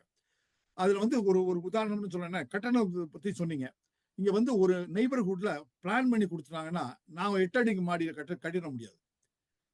அங்க ஒரு டிசைன் ஒரு அளவுக்கு மேல போக முடியாது. அது நான் கோடீஸ்வரன் பில்லியனா இருந்தாலும் அந்த இடத்துல அந்த நெய்பர்ஹுட்ல ஒழுங்கா எப்படி இருக்கணுமோ அப்படிதான். உள்ள ஏதாவது கொஞ்சம் மாடிஃபை பண்ணிக்கலாம். உள்ள பண்றதுக்கு கூட நான் அனுமதி வாங்கணும். உள்ள பண்றதுக்கு கூட, அதாவது இங்க வந்து அந்த வெளியில சுத்தமா இருக்கணுங்கிறது முக்கியம். வீட்டுக்குள்ள அவன் பர்சனல் மேட்டர்னு சொல்றோம். நம்ம ஊர்ல வீட்டுல ரொம்ப பியூட்டிஃபுல்லா பெரிய வீடா கட்டணும்னு நினைக்கிறாங்க. குப்பையை தூக்கி வெளியில எப்படி இருந்தா என்ன, அது நம்ம பிரச்சனை இல்லைங்கிற மாதிரி. பரிதி சொல்லுங்க நீங்க. அதனால நம்ம கொஞ்சம் கொஞ்சமா கல்வி அடுத்த தலைமுறையாவது நம்ம மாற்றணும். இதே டாபிக்லடா, அதாவது நம்ம எப்ப ஜூம் ஆரம்பிச்சோமோ அப்பையில இருந்து சுற்றுச்சூழல் பத்தி பேசும்போதெல்லாம் என்ன சொல்லுவோம்னா, அந்த நிகழ்ச்சி முடியிற போது நம்ம சொல்லுவோம் எல்லாரும் தூய்மையை பாதுகாக்கணும், எல்லாரும் வந்து பிளாஸ்டிக் பயன்படுத்தக்கூடாது, இந்த மாதிரி ஒரு ரெசல்யூஷன் எடுத்துட்டு போவோம். அது நடந்துட்டு இருக்கு. ஆனா என்னை பொறுத்த வரைக்கும் கான்கிரீட்டா நம்ம வந்து தமிழ்நாட்டுல நம்ம வந்து ஏன் வந்து ரூல்ஸ் அண்ட் ரெகுலேஷன்ஸை நம்ம வந்து அதை ஸ்ட்ரிக்டா கொடுக்கவே மாட்டேங்கிறாங்க. ஏன்னா இப்ப சிங்கப்பூர்லாம் வந்து நாங்கெல்லாம் பார்த்துருக்கோம். சிங்கப்பூர்ல ஆரம்பத்துல எப்படின்னா ஒரு சட்டம் இருந்தது. ஆரம்பத்துல தொடக்கத்துல ஏதாவது ஒரு 40 வருஷத்துக்கு முன்னாடி குப்பை போட்டால் உடனே வந்து $500 சிங்கப்பூர் ஃபைன். இப்ப எங்க ஊர் மலேசியாலும் அப்படிதான் இருந்தது, ஒரு ஃபைன். ஒரு காலகட்டத்துக்கு அப்புறம் மக்கள் பழகின உடனே ஃபைன் போட வேண்டியதில்லை, நேச்சுரலி அவங்களுக்கு தெரிஞ்சிருச்சு. இப்ப நம்ம அண்டை நாடு ஸ்ரீலங்கா போங்களேன், ஒவ்வொரு இடமும் தூய்மையா இருக்கு. இப்ப நம்ம மாசு பற்றி நம்ம பேசுறோம் இல்லைங்களா? ஸோ அதாவது பல மாதிரியான விஷயங்கள். இப்ப நம்ம வந்து இப்ப எனர்ஜி பத்தி எல்லாம் நம்ம பேசணும். அது மூலமா நமக்கு எப்படி குளோபல் வார்மிங்லாம் வந்துட்டு எனக்கு என்ன பாக்குறப்போது இந்த வாழவே முடியாத சூழல தமிழ் மக்களை பார்க்கும்போது மூச்சு விட முடியாம தமிழ் மக்கள் தமிழ்நாட்டுல கஷ்டப்படுறாங்களோங்கிற மாதிரியே ஒரு ஃபீலிங் வந்துட்டே இருக்கு எனக்கு. அப்போ இந்த என்வாயர்மெண்ட் எப்படி அதை மரம் நட்டு மட்டும் ஒரு 10 மரங்கள் நடுறதுனால மட்டுமே இதை நம்ம காப்பாத்திட முடியுமா அப்படிங்கிற கேள்வி எனக்கு வருது. இது கலந்துரையாடல் தானே. நம்ம வந்து ரெசல்யூஷன் தேட முடியாது. நிறைய மரங்களை நம்ம நடலாம், அந்த முயற்சிகளை நம்ம செய்யலாம். அப்படிங்கிற போது இப்ப மரங்கள் நடுறது எடுத்துட்டாலும் நான் என்னோட அப்சர்வேஷன் மேபி நான் ரொம்ப கிரிட்டிக்கலா பாக்குறேன்னு எனக்கு தெரியல. மரங்கள் இருக்கிற இடத்துல அதை வேருக்கு தண்ணி போகாத மாதிரி சிமெண்ட்டை போட்டு வைக்கிறாங்க.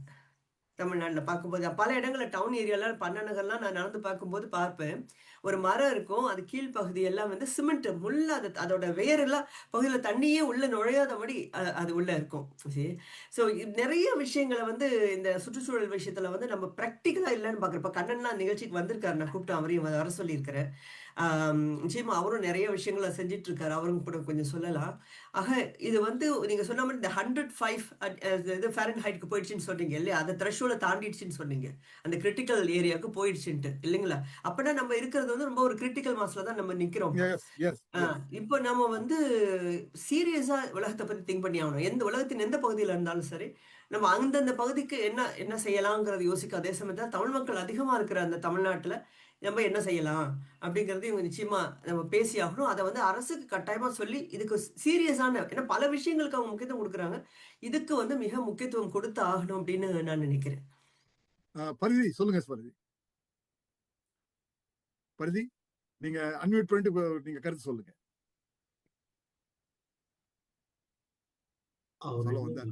வீடியோ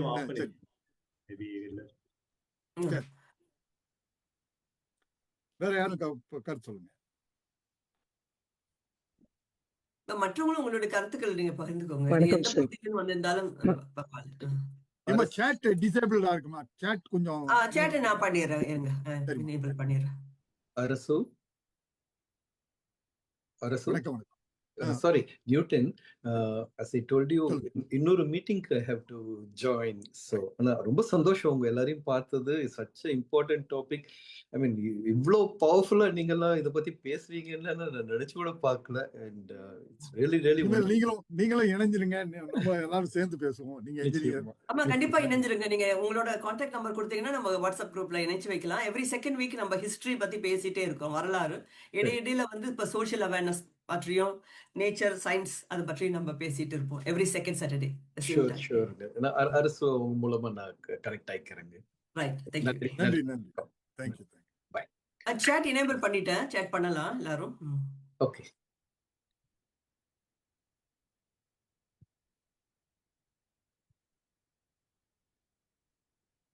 பரிதி சார் நீங்க பேசுங்க.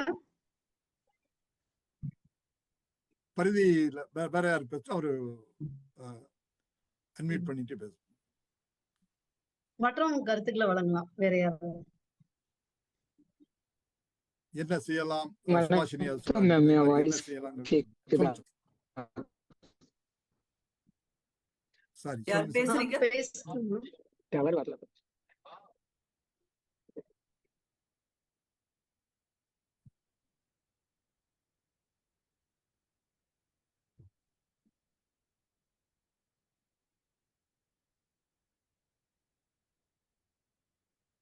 இது மாதிரி நீங்க சொன்ன மாதிரி ஒரு தீர்வை நோக்கி நம்ம போகணும், அதுதான் முக்கியம். எப்படிப்பட்ட வகையில இதை வந்து இந்த சுற்றுச்சூழல் நமக்கு தமிழ்நாட்டுல ஒரு அமைச்சர்னு இருக்கா? சுற்றுச்சூழல் அமைச்சகம் அப்படி இருக்கா? இருக்குமா, தமிழ்நாட்டிலும் இருக்கு, இந்தியாவிலும் இருக்கு. அவர் பிரதமர் மோடியும் பேசியிருக்காரு அதை பத்தி. நம்ம செய்யணுங்கிறத எப்படி செய்யணும், யாரு செய்யணும், நீங்க சொன்ன மாதிரி மக்கள் அடிப்படையா தெரிஞ்சுக்கிட்டு மாறணும். நீங்க வெளியில என் வீட்டுல இருந்து குப்பை வெளியில போயிடுச்சு, எனக்கு என் பிரச்சனை இல்லை, அரசாங்க பிரச்சனைங்கிற மாதிரி நம்ம தான் அரசாங்கம், அது மாதிரி நினைச்சுக்கிட்டு ஏதாவது செய்யணும். அது முக்கியமான கருத்து. இல்ல அதோட இந்த கன்ஸ்ட்ரக்ஷன் தான் நான் ஒரு பெரிய இதா பாக்குறேன். அது பார்க்கும்போது அது எல்லை மீறி போற மாதிரி பாக்குறேன் நான். அளவு கடந்து நிறைய கன்ஸ்ட்ரக்ஷன் வாங்கி நடத்துதா? இல்ல ஒரு சின்னதுமா இந்த புத்தகம் சொன்னல ஹீட் தட் கில்ஸ் அஸ்னு சொல்லி, அதுல ஒரு ஸ்டாட்டிஸ்டிக்ஸ் புள்ளிவிவரம் கொடுத்திருக்காங்க. 30 million number of people who live in extreme heat today, 2 billion number of people who are likely to live in extreme heat in 2070. இதெல்லாம் ஒரு நல்ல ப்ரெடிக்ஷன்ல சொல்றாங்க. அப்புறம் முக்கியமா loss in global agricultural production in last 20 years due to climate driven heat and drought 21%. இதுல முக்கியமா இதான் முக்கியம், 489,000 489,000 பேர் annual worldwide deaths from extreme heat. கிட்டத்தட்ட 5 லட்சம் பேர் ஒரு ஆண்டுக்கு இங்க ஹீட்னால சாகுறாங்க. நிச்சயமா நடக்கும். நிச்சயமா இப்ப யூரோப்ல இப்ப இன்னைக்கெல்லாம் 34 டிகிரிஸ். இப்ப நான் நெக்ஸ்ட் ஃபியூ டேஸ்ல 40 வரைக்கும் வந்துடலாம். இப்ப பிரான்ஸ் எடுத்துட்டாங்க, ஒவ்வொரு வருஷமும் சம்மர்ல இறந்து போபவர்கள் எண்ணிக்கை அதிகமா இருக்கு. இப்போ பிரான்ஸ், ஜெர்மனிலும் சரி, ஹீட் வேவ்னால இறந்து போறவங்களோட எண்ணிக்கை அதிகமா இருக்கு. பயப்படுறாங்க அந்த நேரத்துக்கு. அதனாலதான் வேற இடங்களுக்கு போயிடலாமா அப்படிங்கிற மாதிரி இங்க யூரோப்ல மக்கள் நினைக்கிறது உண்டு. இது ஹீட் வேவ் ரொம்ப சீரியஸா தான் இருக்கு. கண்ணன், நீங்க ஏதோ கருத்துக்கள்? எவ்வளவு நிமிஷம் முதலே சொல்லிடணும், பாதியில் நிறுத்த முடியாது. நீங்க பேசலாம், நீங்களாம் எக்ஸ்பர்ட்ல. அதுதான், அதாவது நான் மதுரை பல்கலைக்கழகத்தில் அரசோட பிஹெச்டி படுற போதே நான் ஆரம்பிச்சிட்டேன் இதை சூழலியலை பற்றி. அதில் முதல்ல பூச்சிக்கொல்லிகளை பற்றி என்னுடைய லாஸ்ட் 40 years என்னுடைய ரிசர்ச் எதுலன்னா மோஸ்ட்லி அவர் அந்த மாசு சொன்னார், சூழல் மாசு அப்படிங்கிறதுல தான் என்னுடைய ஃபோக்கஸ் இருந்தது இத்தனை நாள். ஆனால் நான் கொரியாவில் இருந்த கடந்த 8 ஆண்டுகளில் நாங்கள் என்ன பண்ணோம், ஈகோ டாக்சிகாலஜியில் புதுசாக, அதாவது சூழல் நச்சுவியல் அப்படிங்கிறத பற்றி ஆய்வில் இருந்தோம். ஸோ இப்போ மானுட பாதிப்பு என்னங்கிறத பற்றி அரசு ரொம்ப அழகாக சொன்னார். இப்போ இங்கே பேசுகிற இந்த டாபிக்ஸ் பூராமே நான் கிளாஸில் எடுக்கிறது தான் ஸோ அந்த கிளாஸில் எடுக்கிறது ரெகுலராக மலேசியாவில் வேலை பார்க்குற போதெல்லாம் அந்த கிளாஸஸ்க்கு இதை தான் நான் எடுத்துகிட்டு இருக்கேன், சொல்லிட்டு இருக்கேன். அது மட்டும் இல்லை, இங்கே தமிழகத்திற்கு வந்ததுக்கு பிறகும் பல்வேறு பல்கலைக்கழகங்களில் எனக்கு அழைப்பு வரும்பொழுது அங்கே போய் இவர் சொன்னார், இந்த விழிப்புணர்வு வருவதற்காக பல முயற்சிகள், எல்லா யங்ஸ்டர்ஸுக்கு ரொம்ப தேர் வெரி என்தூசியாஸ்டிக். சென்னையிலேயே குருநானக் காலேஜ் அங்கெல்லாம் போய் பேசியிருக்கேன். இதில் என்னென்னா, அங்கே பேசினதுக்கப்புறம் இப்போ என்னுடைய எம்பசிஸ் எதில் இருக்குது அப்படின்னா கல்ச்சுரல் என்விரான்மெண்டலிசம்னு, அதாவது கலாச்சாரம், அதாவது பண்பாட்டு சூழலியல் அப்படின்னு, அது ஒரு புதுசாக ஒன்று யோசிச்சுட்ருக்கேன். பண்பாட்டு சூழலியல் அப்படின்னா இதுக்கு குறித்த ஒரு கட்டுரை ஒன்று நான் எங்கள் ஜெர்மன் அரசனுடைய அங்கே ஒரு இதுக்குன்னே தனியாக ஒரு ஆம்ட் இருக்குது, உம்வெல்ட் ஆம்ட்னு. அது கொண்டு நெக்ஸஸ் அப்படின்னு அவங்க ஒரு ஜேர்னல் போட்டுக்கிட்டே இருக்காங்க. நெக்ஸஸ் அப்படின்னா என்னன்னா, இந்த இன்டர் கனெக்டிவிட்டி, ஓகே, அந்த இன்டர் டிபெண்டபிலிட்டி, இது ரெண்டும் தான் இது ஃபைனலாக சூழலியல்ங்கிற போது நம்ம புரிஞ்சிக்க வேண்டிய பாயிண்ட்டு. அதுக்கு நான் ஒரு கட்டுரை எழுதியிருக்கேன், அது என்னன்னு நான் சொல்கிறேன். ஸோ இந்த இன்டர் கனெக்டிவிட்டிங்கிறது ரொம்ப பேர் நம்ம புரிஞ்சுக்கிறது இல்லை. அதாவது ஒருவருக்கொருவர் தொடர்போடு, இப்போ குவாண்டம் ஃபிசிக்ஸும் அதை தான் சொல்லுது, உலகத்தினுடைய எல்லாமே தொடர்புடையவனாக இருக்கின்ற அந்த கேஸ்கேடிங் எஃபெக்ட்னு ரொம்ப அழகாக சொல்லுது அந்த வீடியோவில். அந்த கேஸ்கேடிங் எஃபெக்ட் எதனால வருது அப்படின்னா, we are all interconnected. வீனா ஹியூமன்ஸ் மட்டும் இல்லை, எல்லா ஆர்கனிசம்ஸும். இப்போ நாங்கள் கொரியாவில் பண்ண ரிசர்ச்சில் என்ன தெரிஞ்சுது அப்படின்னா, இப்போ உதாரணமாக கான்ட்ரசெப்டிவ்ஸ் எல்லாரும் யூஸ் பண்ணுறான். இந்த கான்ட்ரசெப்டிவ்ஸ்லேருந்து கஃபீன்லேருந்து எல்லாமே டாய்லெட்டில் ஃப்ளஷ் பண்ணிடுறோம். அது it goes in to the ஸ்ட்ரீம்லேருந்து அது it gets in to the ocean. அப்போ என்னன்னா, இந்த ocean organisms R affected, fish அது போல். இது என்ன பண்ணுது அப்படின்னா வந்து உதாரணமா இப்போ கான்ட்ரசெப்டிக்கோட எஃபெக்ட் என்னன்னு ஹியூமன்ஸுக்கு தெரியும். ஓகே, ஆனா ஒரு ஃபிஷ்ஷுக்கோ இல்லை அங்கே உள்ள மெரின் மேமல்ஸுக்கோ தெரியாது. ஓகே, ஸோ அவர் மாஸ் எக்ஸ்டிங்ஷனை பற்றி சொன்னார். அந்த ஆர்கனிசம்ஸ் எக்ஸ்டிங்ஷன் ஆகிறதுக்கு இந்த சூழல் மாசு ஒரு முக்கியமான காரணமா இருக்கு. அது எப்படின்னா நம்ம அறியாம நம்ம பண்ணிட்டு இருக்கோம். ஓகே, இந்த மாதிரி நிறைய, இது ஒரு தனியாகவே ஒரு லெக்சர் கொடுக்க வேண்டிய டாபிக்ஸ். ஏன்னா நிறைய டேட்டா என்கிட்ட இருக்கு இதை பற்றி பேசுறதுக்கு. சுபா சொன்ன பாயிண்ட் சொல்லிட்டு நான் முடிச்சிடுறேன். இது வந்து எப்படின்னா, இப்ப இந்தியாவை பொறுத்த வரைக்கும் ரூல்ஸ் இருக்கு. இப்ப நீங்க பாத்தீங்கன்னா இந்தியன் என்விரான்மெண்டல் ஆக்ட் நீங்க பாத்தீங்கன்னா ரொம்ப பிரமாதமான இருக்கு. ஆனா அது இம்ப்ளிமெண்ட் பண்றதுல இல்லை. இப்போ நான் ஜெர்மன் சிட்டிசன். இப்போ ஜெர்மன்ல வந்து ஸ்டுட்கார்ட்ல என்ன பண்ணாங்க அப்படின்னா வந்து இந்த ரொம்ப தூசு கொடுக்கக்கூடிய, ஓகே, இந்த பார்ட்டிகல்ஸ் அதிகமாக இருக்கக்கூடிய பழைய கார்கள் 80-70 உருவாக்கின கார்கள்லாம் சுத்தமாக தடை பண்ணிட்டாங்க. ஓகே, ஸோ தட் அந்த பார்ட்டிகளோட லெவல் வந்து ஸ்டுட்கார்ட்ல எவ்வளோ இருக்கணுங்கிறதுலாம் யோசிக்கிறாங்க. ஆனால் இப்போ இந்தியா போன்ற நாடுகளில் இந்த இம்ப்ளிமெண்டேஷன் ஏதாவது தெரியுது, இவங்களுக்கு தெரியுது இதெல்லாம் பிரச்சனை இருக்குன்னு தெரியாமல் இல்லை. ஆனால் வந்து அந்த இம்ப்ளிமெண்டேஷனில் பிரச்சனை இருக்கு. இது வந்து அரசு தான் செய்யணுமா அப்படின்னு ஒரு கேள்வி வருது. அதாவது வந்து அரசு வந்து முயற்சி எடுத்து செய்யணும். ஆனால் இந்தியாவை பொறுத்த மட்டும் என்னன்னா மக்கள் சக்தி தான் அதிகம். அதாவது மக்கள் தான் ரொம்ப அதிகமாக இருக்காங்க.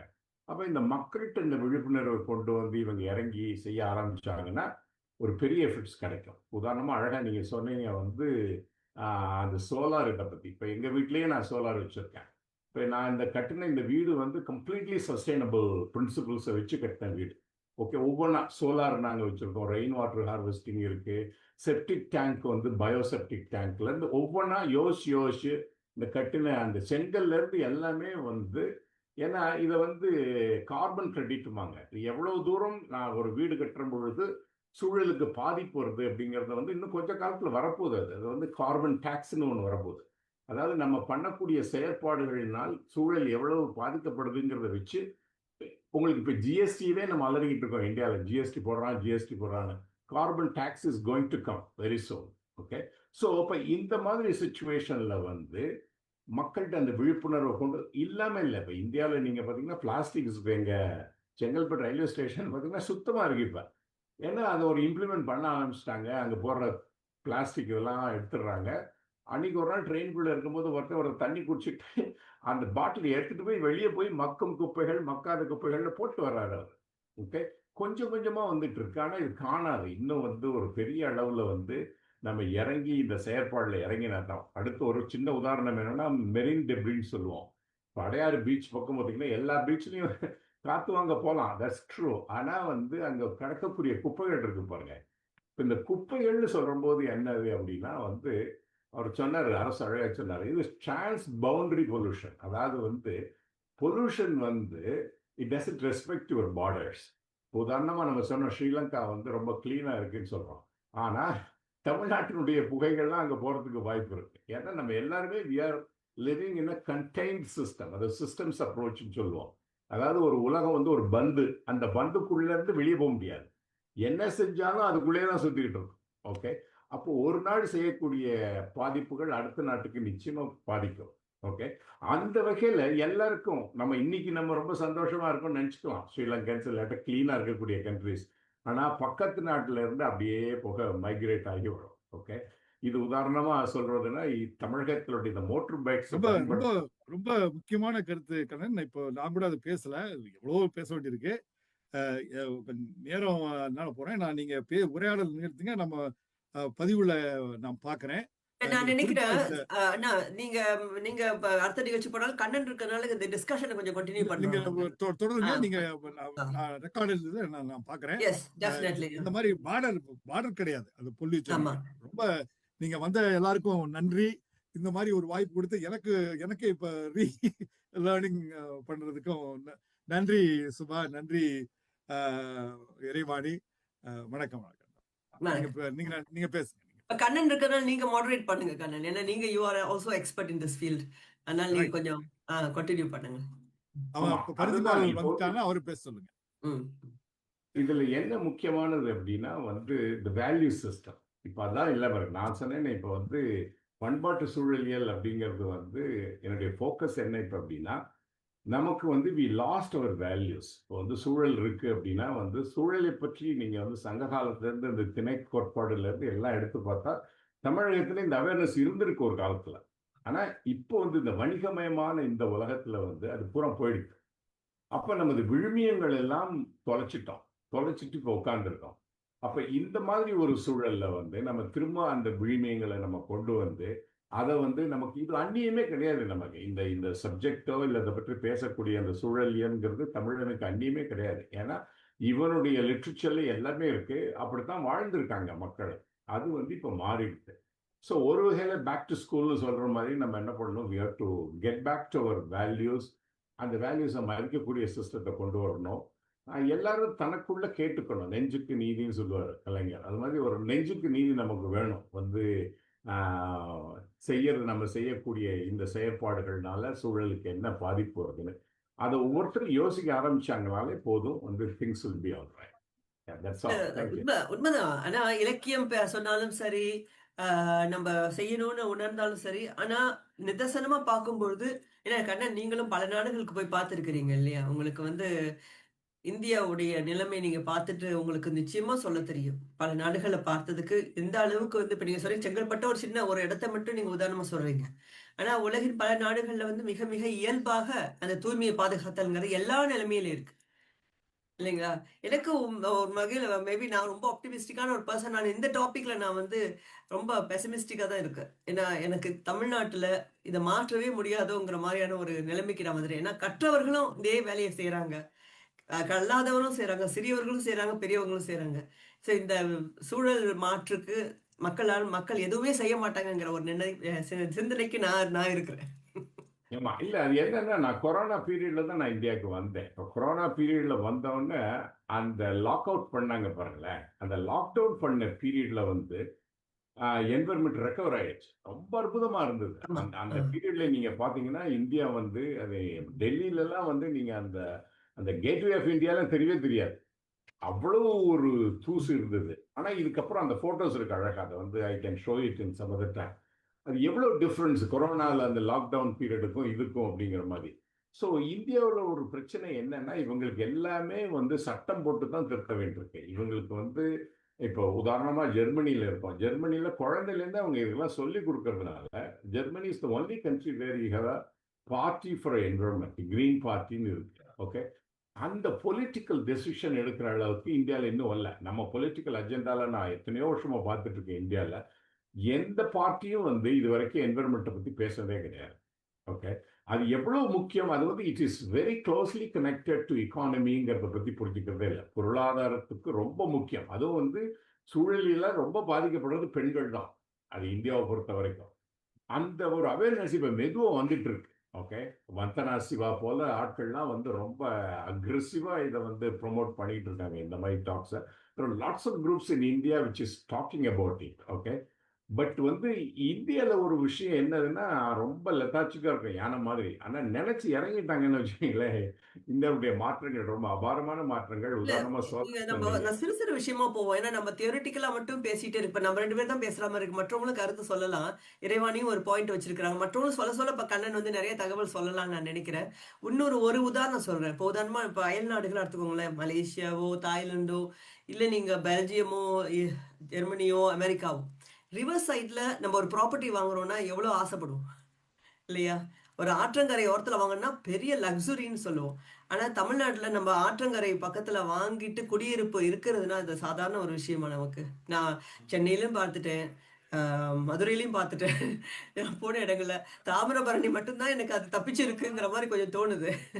மற்ற பகுதிகள்லாம் குப்பையோடைய அளவு, பவானி ஆறு கூட அந்த கோயில் கீழே பக்கத்துல பார்க்கும்போதெல்லாம் சாப்பாடும் சரி, மாலைகளும் பூஜை ஐட்டமும் எல்லாமே அந்த ஆற்றை போட்டு கேவலப்படுத்தி வச்சிருக்கு. அப்ப ஒரு குடியிருப்பு பகுதியா இருந்தாலும் சரி, மருத்துவமனை ஏரியா சுற்றிலும் இருந்தாலும் சரி, பிறகு ஆற்றங்கரைய பக்கமா இருந்தாலும் சரி, எல்லா இடங்களிலுமே அந்த குப்பையை பற்றிய ஒரு பிரச்சனை இல்லை. அப்புறம் வந்து மற்ற வகையில ஒரு பாதுகாப்பு சிந்தனை இல்லை அப்படின்னு நினைக்கும் போது 1-2 பேரோட முயற்சி என்ன கொண்டு வரும்னு எனக்கு தெரியல. அந்த 1-2 பேரை பற்றி மட்டும் நம்ம அப்பப்ப பேசுறோம் இல்லைங்களா? சோ இதை எப்படி சீரியஸா முன்னெடுக்குது? இல்ல அந்த இறைவன் 1, 2 பேர் நம்மளாதான் இருக்கும். அதான் இங்க உள்ள பெரிய சிக்கல். ஏன்னா தூய்மை பணியாளர் தனியா டெய்லி ஏரியாவுக்கு வரவங்களும் இருக்கிறாங்க. அரசாங்கம் அவ்வளவு திட்டங்கள் வச்சிருக்கு. குப்பையெல்லாம் கொண்டு போய் சேகரிக்கிறதுக்கும் இடங்கள்லாம் தமிழ்நாட்டுல எல்லாமே இருக்குது. ஆனா என்னன்னா, வர்ற தூய்மை பணியாளர்களும் அவங்க வண்டியில போட்டா மட்டும்தான் எடுத்துட்டு போவாங்க. ஆனா நம்ம மக்கள் என்ன செய்வாங்கன்னா, அவங்க வர்றதுக்கு முன்னாடி எந்த இடம் காலியா இருந்தாலும் போட்டு போயிருவாங்க. அப்ப காலியான இடத்த நாங்க ஏன் அந்த இடத்துல போய் எடுக்கணும்னு இவங்களும் செய்ய மாட்றாங்க. ஏன்னா, வண்டியில போட்டா நாங்க எடுத்துட்டு போறோம் அப்படின்ற மாதிரி அவங்க பயன்படுத்தக்கூடியதா இருக்கனால, அது திருப்பி திருப்பி மீண்டும் மீண்டும் குப்பை. இத்தனைக்கும் பாத்தீங்கன்னா, காலைல நான் கல்லூரிக்கு ஒரு 7:45 போறப்ப அந்த இடத்த அவ்வளவு தூரம் தூய்மை பண்ணுவாங்க. திருப்பி 2:30க்கு வந்தோம்னா, அவங்க எவ்வளவு டன் எடுத்தாங்களோ, மீண்டும் அவ்வளவு டன் அந்த மதியானத்துக்குள்ள இருக்கும். ம். ரொம்ப நேரம் கூட கிடையாது. ஒரு 8 மணி நேரம் நான் அங்க போயிட்டு வந்திருக்கேன்னா. ஏன்னா இந்த தனி மனித ஒழுக்கம் தான் மிகுதியா தேவைப்படுது. அவங்க கொஞ்சம் மனசு வச்சாங்கன்னா, மற்ற மாற்றத்தை கொண்டு வரலாம் அப்படின்றது என்னுடைய எண்ணம். ஏன்னா, எங்க ஏரியாலுமே நான் பக்கத்துல பிளாட்லாம் காலியா இருக்கு. நான் யார்ட்டயாவது சொன்னேன்னா என்னைய திட்டுவாங்க. குப்பை வண்டிக்காரங்களும் என்னைய தான் திட்டுவாங்க. அவங்க அவனுக்குள்ளே எரிப்பாங்க வேற. நான் சொன்னேன்னா, "ஏம்மா உன் வேலைய பார்த்துட்டு போம்மா" அப்படின்னு என்னைய சொல்லுவாங்க. நானும் போட்டோலாம் எடுத்து வச்சு பார்த்தேன். ஆனா அவங்களும் மாற தயாரா இல்ல. இது தனி மனிதன் தான் கட்டாயமா முதல் அடி எடுத்து வைக்கணும். அப்புறம் அரசு அதை செயல்படுத்தணுமா இருக்கும். இல்ல நான் என்ன ஏன்னா அவங்கட்ட நினைக்கிறேன்னா எல்லாமே இறைவாணி, இருக்காங்க. என்னன்னா பல நாடுகள்ல வந்து அரசு தான் முதல்ல ஸ்டெப்ஸ் எடுத்தாங்க. அதாவது பொது இடங்கள்லயே வீட்டு வாசல்லயே குப்பை எரிக்க கூடாது, எரித்தால் ஃபைன். அது நான் வந்து மலேசியால பார்த்திருக்கேன். ம். அது நடைமுறையில இருந்தது. 1000 ஆனா இங்க ரிங்கிட் யாரும் போடுவாங்க. செய்ய மாட்டாங்க. ஆமா, அந்த மாதிரி வர்றது. ம். பிறகு வந்து இப்ப வாகனங்கள்லாம் இருக்கு. கண்ணன் சொன்ன மாதிரி தான். அதாவது ம். ஒரு பர்ட்டிகுலர் ஒரு 15 இயர்ஸ்க்கு மேல போன வாகனங்கள்லாம் வந்து அனுமதிக்கிறது. இதெல்லாம் வந்து அது தூய்மையா இருக்கா, சாலையில செல்வதற்கு சரியா இருக்கா அப்படிங்க. அது என்ன மாதிரியான ஒரு பிளம் இதெல்லாம் வந்து இதெல்லாம் வெளியாக்குது அப்படின்ட்டு நமக்கு தெரியாது இல்லையா? அதே போல ஆனா அந்த தூய்மை பணியாளர் குப்பையை வந்து அவங்க போடுபவர்கள் நினைக்கிறாங்களாமா, அவங்களுடைய பகுதி அவங்க என்ன நினைக்கிறாங்க, அவங்களும் வந்து தூய்மைப்படுத்தணும்னு நினைக்கிறது இல்ல. இது எனக்கு ஒரு வேலை. சும்மா நான் வந்து பண்ணிட்டு போறேன். அப்படிதான் அவங்களும் இருக்கிறாங்களே ஒழிய, அவங்களும் விருப்பத்தோட நமக்கு இல்லப்பா. கொடுக்கப்பட்ட பணியை அவங்களும் செய்ய இல்ல மாட்றாங்க உண்மைதான். பஞ்சாயத்துல. அந்த பணி அவங்க செய்றது எனக்கு நினைச்சு பார்க்குறப்போ ரொம்ப பயமா இருக்கு. அதாவது நம்மகிட்ட அந்த வண்டி பக்கத்துல போகும்போதே நமக்கு அந்த நாற்றத்தை தாங்க முடியல. நீங்க நல்லா நம்ம ஆமா. யோசிச்சு பார்க்கணும். எனக்கு என்ன ஒரு ஆமா. கேள்வினா, அந்த வண்டியை ஒவ்வொரு முறையும் அவங்க டெய்லி அவங்க எடுக்கும் பொழுது, அதை கழுவிட்டு எடுக்கிற ஒரு சூழல் வைக்கல. இப்ப நமக்கு வந்து நிறைய ஆட்டோமேட்டிக் வெஹிக்கிள் கிளீனிங் சென்டர்லாம் இருக்கு பாத்தீங்களா? அப்போ அந்த ம். அந்த குப்பையை எடுக்கிற வண்டியை வந்து ஆட்டோமேட்டிக்கா ஒரு இடத்துல என்ன நம்ம எவ்வளவு இயந்திரங்களை கண்டுபிடிக்கிறோம், ரோபோட்ஸை கண்டுபிடிச்சிட்டோம். இப்ப வந்து ஒவ்வொரு நாள் நைட்லயும் வந்து அந்த வண்டியை கொண்டு போய் ஒரு இடத்துல வச்சுட்டு ஒரு டிப்போ மாதிரி ஒரு இடத்துல வச்சு அங்க வந்து அது கழுவி கிளீன் பண்ணி அவங்களுக்கு அது வண்டி தர மாதிரி இருந்ததுன்னா அவர்களும் சந்தோஷமா அந்த வண்டி எடுத்துட்டு போக முடியும். சோ அந்த நம்ம பக்கத்துல ஒரு நிமிஷம் நிக்கிறதுக்கே தயங்குற ஒரு வண்டியை அவங்க மணிக்கணக்குல ஓட்டிட்டு போறாங்க. அதெல்லாம் இல்ல பார்க்கும்போது எனக்கு வந்து ஒரு மிகப்பெரிய தண்டனை அவங்க மாதிரி எனக்கு தெரியுது. அஹ் இல்ல மேம் அவங்கள்ட்ட எல்லா வசதியும் இருக்குது. ஆனா அத பொறுப்பெடுத்து செய்யக்கூடிய மனிதர்கள் இங்க இல்ல. இங்கேயும் வந்து என்ன நிறைய சொல்றதுன்னா, குறைபாடுகள் அந்த தூய்மைன்னு கவர்மெண்ட் வரும்போது செய்வாங்க. இந்திய சூழல்ல இந்த தூய்மைன்னு வரும்போது ரொம்ப குறைபாடுகள் இருக்கு. டாப் டு ஆ, பாட்டம்னு நிறைய விஷயங்கள பார்க்கணும். அந்த அதே வண்டி தூய்மை, அவர்களுக்கான உடை, கையில கிளவுஸ் போட்டிருக்காங்களா? சரி அந்த மாதிரியானது. எதுவும் கிடையாது. எப்படிப்பட்ட தூய்மையான விஷயத்த அவங்க செய்றாங்க. இப்படிங்கிறத வந்து இந்த சுற்றுச்சூழல் அமைச்சகம் வந்து அத கண்டிப்பா கவனிச்சாகணும்னு நினைக்கிறேன். ஏன்னா இது வந்து ஒரு அவங்கள வந்து யாரோ மாரி நம்ம நினைச்சு நடத்துறோம். நான் நினைக்கிறேன் இந்த சாதிய மனப்பான்மையோட ஒரு பகுதியா இருக்கும்னு தான் எனக்கு அது தோணுது. அவங்க குப்பை எடுக்கிறதுன்னு பிறந்தவங்க ஒரு சில பேர் இருக்காங்க. அது எப்படி அது அவங்க கடமை செஞ்சுட்டு போவோம். நம்ம குப்பை போடுறதுக்கு எல்லாரும் இருக்கோம். அப்படிங்கிற ஒரு சிந்தனை இருக்குது இல்ல. அதான் அது ஏன்னா நான் திரும்ப யோசிச்சு பார்க்குறோம். பல நாடுகள் இல்ல. இப்படி யாரும் இல்ல. ம். ஏன் இங்க மட்டும்னா எங்க வந்து சாதி இருக்கோ அந்த இடத்துல தான் இந்த மாதிரி குப்பையை போட முடியுது. சரி. ஸோ அதனால எனக்கு மனசுல அப்படி தோணுது. இது யோசிச்சு பார்க்குறப்ப இதை சர்வசாதாரணமா விட்டுட்டோம் நான் நினைக்கிறேன். இந்த சிந்தனையை. குப்பை வண்டி போடுறவங்க ஆமா. வராங்க போறாங்க அப்படின்ட்டுன்னு. சரி, அவங்களோட வண்டி தூய்மையா இருக்கா இல்லையாங்கிறத கூட நம்ம கவனிக்க வேண்டிய தேவை இருக்கு. இது ஏதாவது ஒரு வகையில நம்ம வந்து பொதுமக்கள் வந்து சரி. அரசுக்கு போய் சேர்க்க வேண்டும். ம். இந்த கேள்வி ஒண்ணு வந்து ஆக்சுவலா வந்து பானரேகா மேம் டிராவல்ல இருக்கிறாங்க. அதனால ம். அவங்க கொடுத்த கேள்விதான். ஆ, அத வந்து ஓகே. கன்வின்ஸாலும் நீங்களும் யார் வேணாலும் சொல்லலாம். இ கண்ணன் வேஸ்ட நீங்க சொல்றீங்களா? இ வேஸ்டை மேற்குலகம் எவ்வாறு கையாளுகிறது? நீங்க நிறைய என்னது சொல்லலாம் அதை பத்தி கண்ணன். எது இ வேஸ்ட் வேஸ்ட் இருக்குல்ல சார். ம். இ வேஸ்ட் ம். ஆ இது வா பானரேகா வா மேமோட கேள்வி. அதனால நீங்க அதுக்கு பதில் சொன்னா நல்லா இருக்கும்னு நினைக்கிறேன். இல்ல இ வேஸ்ட் ஒரு பயங்கர டாபிக் அது. ஆனா ஆ. அதுக்குள்ள வந்து இப்ப இது வரைக்கும் பேசுனதுல வந்து இந்த ஒரு பாயிண்ட் நான் அடிக்கடி சொல்றது வந்து இந்தியா போன்ற நாடுகள்ல அவங்க காசுக்கு தான் எல்லாரும் பறக்கிறோம் இல்லையா, காசு வேணும் காசு வேணும்னு சொல்லிட்டு. இதுல வந்து இந்த மாசு, சூழல் மாசு, இந்த நெகிழியா இருக்கட்டும், எதை குப்பைன்னு சொல்றோம் பாருங்களேன், உண்மையில குப்பைங்கிறது வந்து it's a source of energy. Okay, it's a renewable energy. அங்க வந்து நம்ம வேஸ்ட் பண்றோம். அதாவது வந்து ஒரு இடத்துல நீங்க குப்பை மேடு அப்படிங்கிறதுனா எனர்ஜி மிஸ்பிளேஸ்டுன்னு தான் நான் சொல்லுவேன். அப்போ வந்து இந்த குப்பையை எடுத்து இதுல இருந்து திரும்ப வந்து நம்ம வந்து எனர்ஜி எடுக்கலாம்ங்கிற அந்த ப்ராஜெக்ட்ஸ் நிறைய வருது. இப்போ சென்னையில கொஞ்சம் கொஞ்சமா வந்துட்டு இருக்கு. அதாவது கலெக்ட் பண்ணி இப்போ ரீசைக்கிளிங் வந்திருக்கு. இப்போ நிறைய இப்போ இங்கேயே செங்கல்பட்டுலேயே நீங்க பார்த்தீங்கன்னா பிளாஸ்டிக் எல்லாம் வந்து நிறைய ரீசைக்கிள் பண்றாங்க. ஓகே, ரீசைக்கிளிங் இந்தியாவில் ஏற்கனவே இருந்த ஒன்று தான். அதனால அதை வந்து இன்னும் பரவலாக்கணும். ஓகே, இப்போ இந்தியாவில் என்ன பிரச்சனை அப்படின்னா வந்து இந்தியாவுடைய பாப்புலேஷன் அவ்வளோ பெருசாக இருக்கிறதுனால பண்ணக்கூடிய செயற்பாடுகள் தெரியறதே இல்லை. ஏன்னா டைல்யூட் ஆயிருந்தாரு. அவ்வளோ தூரம் நீங்கள் சொன்னீங்க பாருங்க, காலையில் குப்பை எடுத்துருப்போம், மத்தியானத்துக்குள்ள குப்பை திரும்ப வந்ததுன்னா பாப்புலேஷன். ஓகே, அப்போ அதுக்கு வந்து தனி மனித ஒழுக்கம் ரொம்ப முக்கியம். ரெண்டு விஷயம் இருக்கு இதில். ஒன்று ஜாதியம், ஒன்று இருக்கு. ஜாதியம் இருக்கிறதுனால தான் அவன் வீட்டுக்குள்ள சுத்தமாக இருக்கான், வெளியே வந்து குப்பைமேடை ஆக்கி வச்சிருக்கான். ஓகே, அதே போல இந்த குப்பைகளை எடுப்பதற்குன்னு ஒரு ஜாதி இருக்கு, அவங்க தான் செய்யணும், நான் செய்ய மாட்டேன் அப்படின்னு ஒன்று இருக்கு. இப்போ டாய்லெட் கழுவுறதுலாம் பார்த்தா காந்தி சிம்பாலிக்கா அதை பண்ணாரு. அதனுடைய பர்பஸ் என்ன அப்படின்னா வந்து ஒரு இன மக்கள் மட்டும்தான் இதை செய்யணும், மிச்சம் பண்ணக்கூடாது. என் வீடு என் சுத்தம் நான் அப்படிங்கிற அந்த தன்மை வந்துருச்சுனாலே வச்சுக்கோங்களேன் வந்து அப்போ அப்போ இதுக்கப்புறம் என் தெரு, அப்புறம் என் ஊர், அப்புறம் வந்து என்னுடைய நாடு அப்படிங்கிற போது சுத்தமாயிடும். அது கொஞ்சம் கொஞ்சமா சுத்தமாயிடும். ஓகே, அது ஒரு பாயிண்ட்.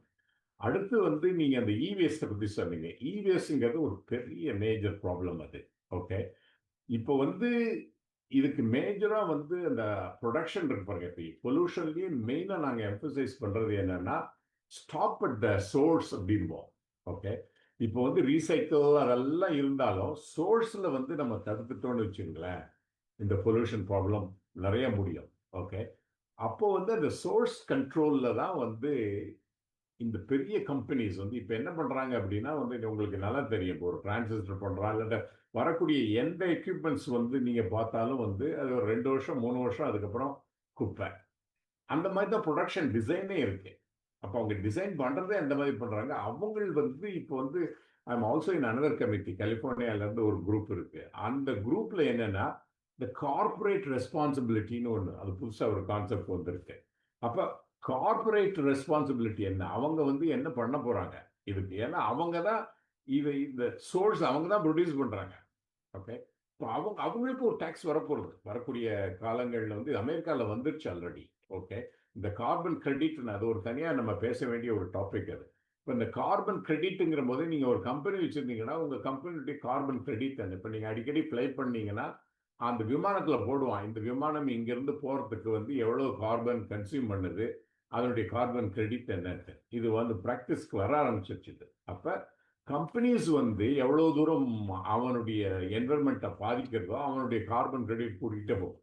அப்போ அந்த கார்பன் கிரெடிட், அந்த கடனை அடைக்கிறதுக்காக அவன் என்ன செய்ய வேண்டியிருக்குன்னா நிறைய மரங்களை நடுவது, இல்லாட்ட வந்து ரீசைக்கிள் பண்ணுறது, இல்லாட்ட வந்து அடுத்து வந்து 3வது உலகத்தில் வந்து அவங்களுக்கு ஏதாவது செஞ்சு இந்த பொல்யூஷனை குறைக்கிறது, இந்த மாதிரிலாம் செயற்பாடுகள் வந்துட்டு இருக்கு. ஆக இந்த லெக்சர்ல சொன்ன மாதிரி என்னன்னா வந்து எல்லாரும் சேர்ந்து செயல்படணும். இது வந்து ஊர் கூடி பேரெழுத்தா தான் வந்து இது நடக்கும். ஏன்னா இது வந்து ஒரு மனுஷங்கிற அந்த ஒரே ஒரு ஸ்பீஷிஸ் மட்டும் தான் இது வரைக்கும் வந்து எந்த ஸ்பீஷிஸும் அந்த மாதிரி பண்ணதில்லை. இவன் ஒரு ஸ்பீஷிஸ் வந்து த என்டையர் பிளானட்டையே வந்து அட் ஸ்டேக்குங்கிற மாதிரி பண்ணியிருக்கான். ஓகே, இது வந்து பூமியினுடைய அதனுடைய சரித்திரத்தில் என்றுமே நிகழாத ஒன்று. ஓகே, நான் ஒரு முறை இங்கே பேசிட்டு இருக்கிற போது ஒரு ராக்கெட் டெக்னாலஜி ஒரு சயின்டிஸ்ட் இதே போல ஒரு டிஸ்கஷனில் வரும்போது அவர்கிட்ட பொல்யூஷனை பற்றி சொன்னேன். அவர் சொல்றாரு, இதெல்லாம் என்ன, நாங்கள் இங்கேருந்து மார்ஸ் போயிடுவோம், மார்ஸில் போயிட்டு will have a new colony அப்படின்ட்டு. அப்போ வந்து நான் ஒரு போய்ச்சி எழுதினேன் கொஞ்சம் காலத்துக்கு மேலே, நிலா நிலா ஓடிப்போ அப்படின்னு சொல்லிட்டு. ஏன்னா இவன் பண்ணுற பொல்யூஷனுக்கு இப்போ நிலாவுக்கு போகலாம், மார்ஸுக்கு போனால் அங்கேயும் இதே மென்டாலிட்டி இருக்கிற வரைக்கும் வந்து you will pollute new planets.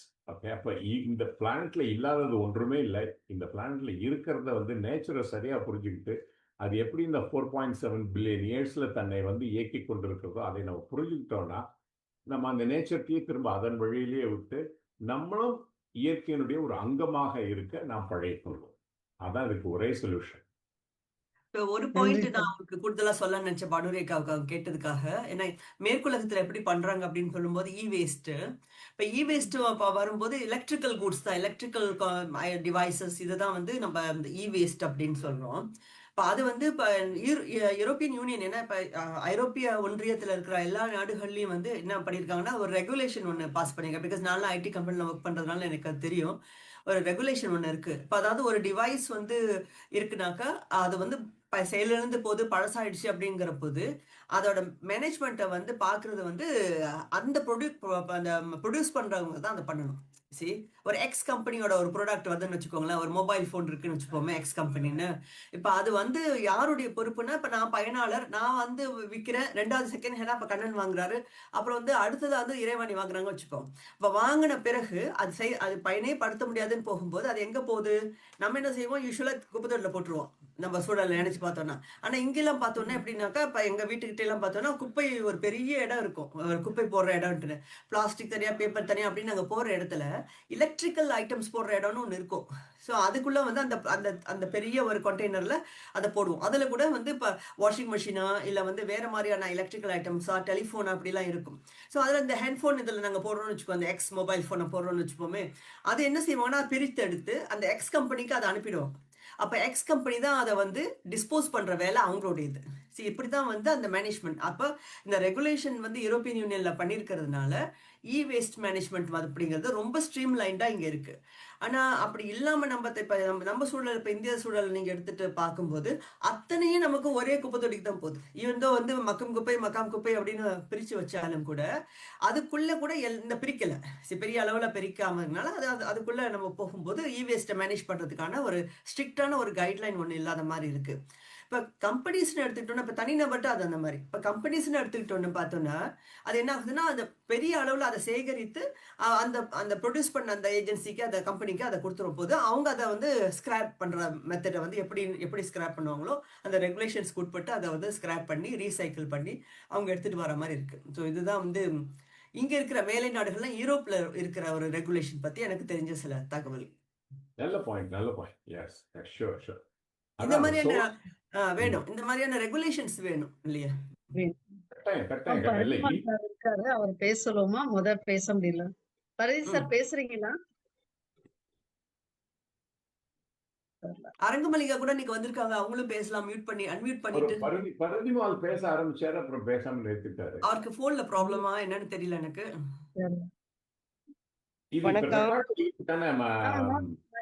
அரங்கமளிகா பேசுங்க நீங்க. வணக்கம் வணக்கம். நான் சார் பேசுறது நான் கேட்கல, டிஸ்கஷன் போதுதான் நான் உள்ள வந்தேன். ஆனாலும் கண்ணன் சாரோடதும் உங்களோடதும் இன்னொரு ஐ ஓப்பனர் மாதிரி இருக்கு, இந்த டாபிக் என்ன பேசியிருப்பாங்க அப்படிங்கிறதுக்கு. கிட்டத்தட்ட ஒரு 6 மாதமா இதே மாதிரியான ஒரு பிரச்சனையை நான் வந்து இண்டிவிஜுவலா நகராட்சிக்கு எழுதுறது. இப்போ 3 நாள் முன்னால சிஎம்க்கு கூட எழுதினேன். எங்க வீட்டுக்கு முன்னால சாக்கடையை தோண்டி போட்டுட்டானுங்க 6 மாசமா. நேத்திக்கெல்லாம் ஹெவி ரெயின், ஒரு குழந்தை அதுல கால் வைக்க போகுது, நாங்க நின்னு விரட்டிட்டே இருக்கோம், இந்த பக்கம் வராதீங்க போங்க அப்படின்னு.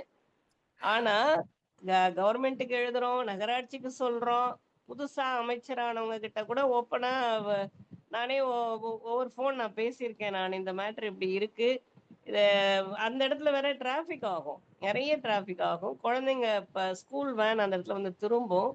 அதனால இது சீக்கிரமா ஒரு ஆக்ஷன் எடுங்க அப்படின்னு நம்ம சொல்ற ஒரு விஷயத்துக்கு காது கொடுக்கறதுக்கு கவர்மெண்ட் இல்லைங்கிறது வருத்தமா இருக்கு.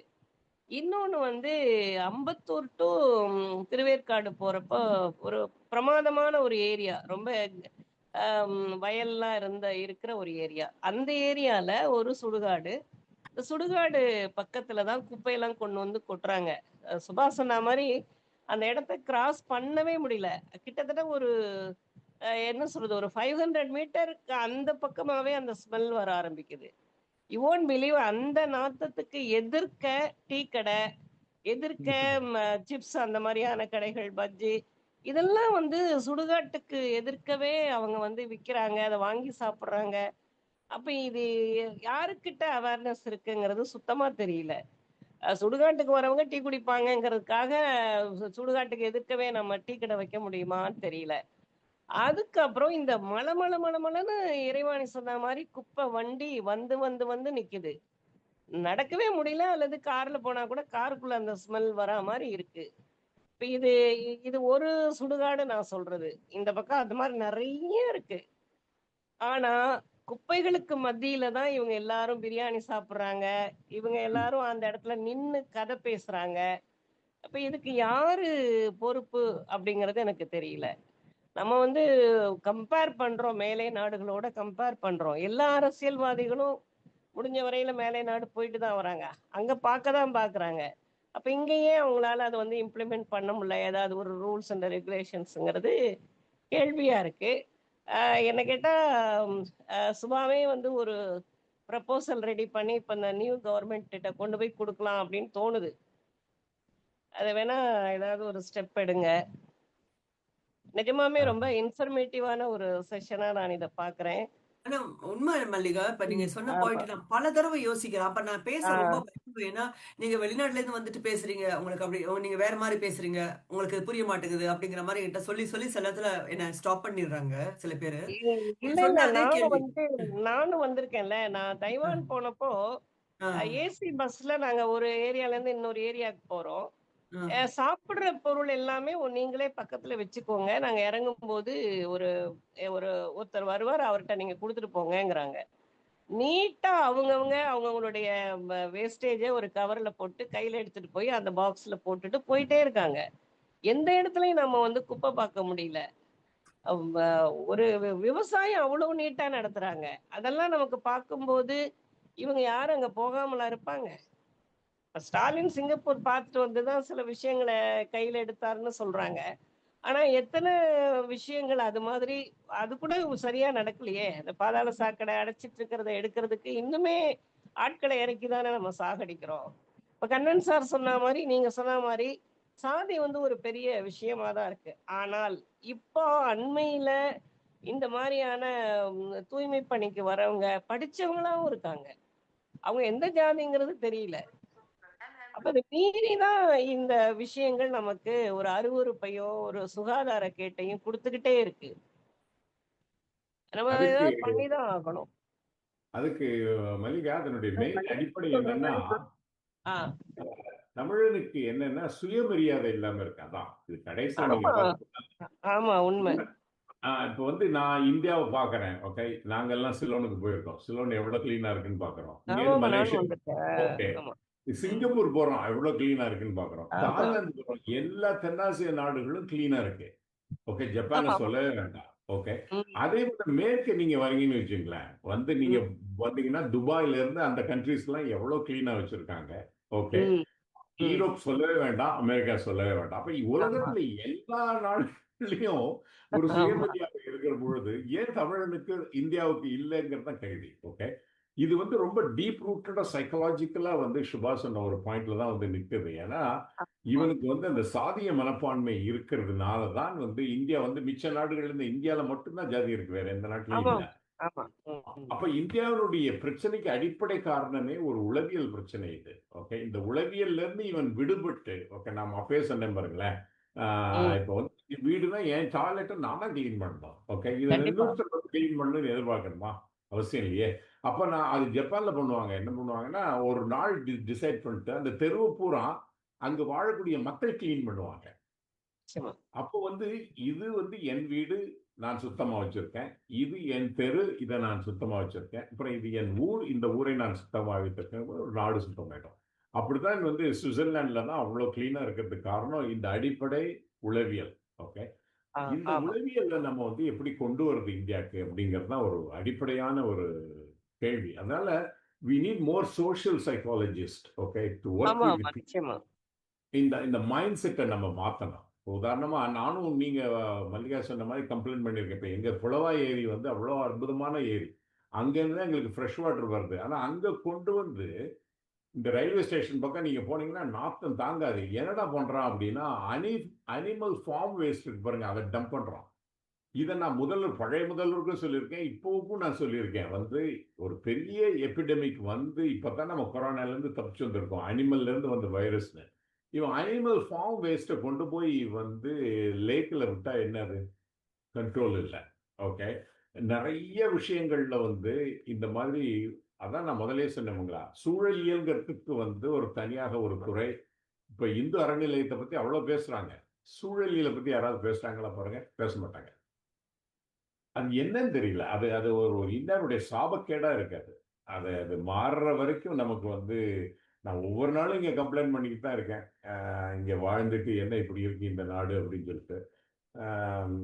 எப்படி மாற்றங்கள் வந்து இது அடிப்படையாக வந்து நம்ம வந்து உளவியல் சார்பில் வந்து மாறினா தான் வந்து இது எல்லாமே வரும். ஓகே, நான் இந்த சூழலினுடைய ஒரு அங்கம், நான் இந்த சமூகத்தினுடைய ஒரு அங்கம், நான் இந்த தெருவனுடைய ஒரு அங்கம்ங்கிற ஃபீலிங்கே வருது இல்லையா அவங்க, அதான பிரச்சனை.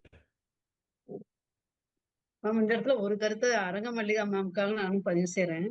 அதாவது அரசு அதிகாரிகளோ அல்ல அரசியல் தலைவர்களோ இந்த ஏரியாவுக்கு வருவாங்கன்னு சொன்னா அந்த இரவோடு இரவாக அந்த ஆமாம். குப்பைகளும் அந்த பகுதியில இருக்கவே இருக்காது. அந்த ம். ரோடுமே எவ்வளவோ மேடு பள்ளமா இருந்தாலும் இரவோடு இரவாக சரி செய்யப்பட்டிருக்கும். அவங்க கார்ல வருவாங்க, அது உண்மைதான். ஆமா ஆமா அப்படியே கடந்து போயிடுவாங்க. அவங்களுக்கு உண்மை நிலவரத்தை யாருமே பதிவு செய்யக்கூடிய வாய்ப்பா நேரடி காட்சிகள் இருக்கவே இருக்காது. ஒரு நாளும் இருக்காது. இது நாங்க அவங்களா மதுரை நீங்க வந்து பல்கலைக்கழகத்துல, கண்டாதான் இல்ல மதுரை பல்கலைக்கழகத்துல நாங்க இருக்கிற போது அங்க இந்த இந்த தமிழ் மாநாடு நடக்கும் பாருங்க, அப்ப நடக்குதுங்கிற போது ஹாஸ்டல்ல தான் எங்களுக்கெல்லாம் ஹாலிடேஸ் கொடுத்து அனுப்பிச்சுடுவாங்க.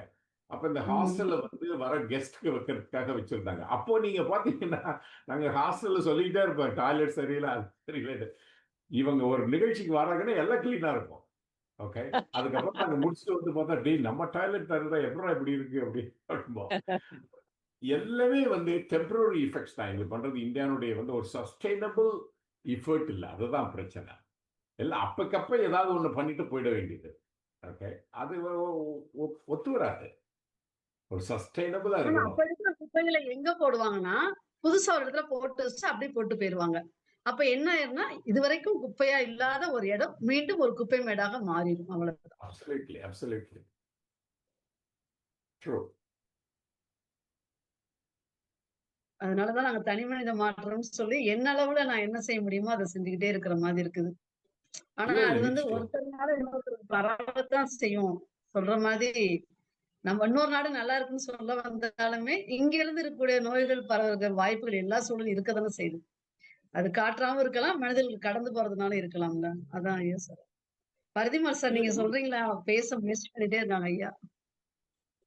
இல்ல இப்ப கொரோனா மாதிரி ஒரு பெரிய பூதம் மாதிரி வரும்போது பயப்படுறான்.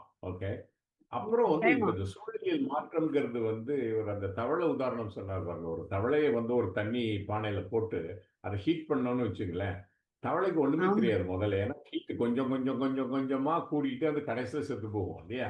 அதே போல வந்து சூழலுங்கிறது கொஞ்சம் கொஞ்சமா தான் மாற்றம் இருக்கு. அவங்க சொன்னாங்க ஒரு 0.5 டிகிரிஸ் மாற்றங்கிறது வந்து உனக்கு தெரியாது, ஆனா அது சூழலியல் எவ்வளவு பெரிய பாதிப்பு உண்டாக்கும் அப்படிங்கிறது. இது இந்த கனெக்ஷன்ஸை பத்தி அதாங்க நெக்ஸஸ்ங்கிறது தான் நாங்க யூஸ் பண்ற கீவேர்டு. இந்த நெக்ஸஸ் நம்ம புரிஞ்சுக்கிட்டோம்னா வந்து எல்லாமே சரியாயிடும். சார் நீங்க ஐயா பேசுங்க வணக்கம் சார். ஐயா. பரவி வணக்கம் வணக்கம். கண்ணன் ஐயா வணக்கம். வணக்கம் வணக்கம், சொல்லுங்க. நீங்க சொன்னதை தான் நான் முதவே பேச ஆரம்பிச்சேன். ஒன்றுமே இல்லைங்க, உளவியல் மாற்றம் ஏற்பட்டால் மட்டும்தான் இந்த விஷயத்துக்கான பிரச்சனையை சால்வே ஆகுங்கிறது ரொம்ப சிம்பிள். நீங்க சொன்னீங்கல்ல, ஜப்பான்ல இருக்கும்போது அந்த தெருவை கிளீன் பண்ணணும். நம்ம இடத்துல இருக்கிறத நம்ம கிளீனா வச்சுக்கிட்டு இருக்கணும், நம்ம சுத்தி இருக்க எல்லாத்தையும் கிளீனா வச்சுட்டு இருக்கணும். அல்ல, அது ஒரு ஒரு ஒரு முக்கியமான விஷயம். அந்த நம்ம சுத்தமா இருக்கிறத பத்தி பேசணும் அப்படின்னு சொன்னா. ஆனா நான் ஒரு வித்தியாசமான இடத்துல இருந்து நான் வர்றேன். நான் வேலை செஞ்சுட்டு இருக்கக்கூடிய இடம் வந்து polyethylene, polypropylene, high density polyethylene எல்லாத்தையும் ப்ரொடியூஸ் பண்ணக்கூடிய ஒரு கம்பெனில நான் வேலை செஞ்சுட்டு இருக்கேன். எந்த நாட்டுல?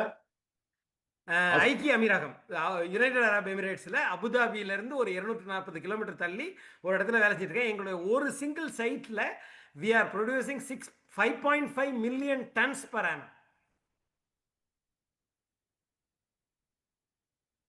I can imagine.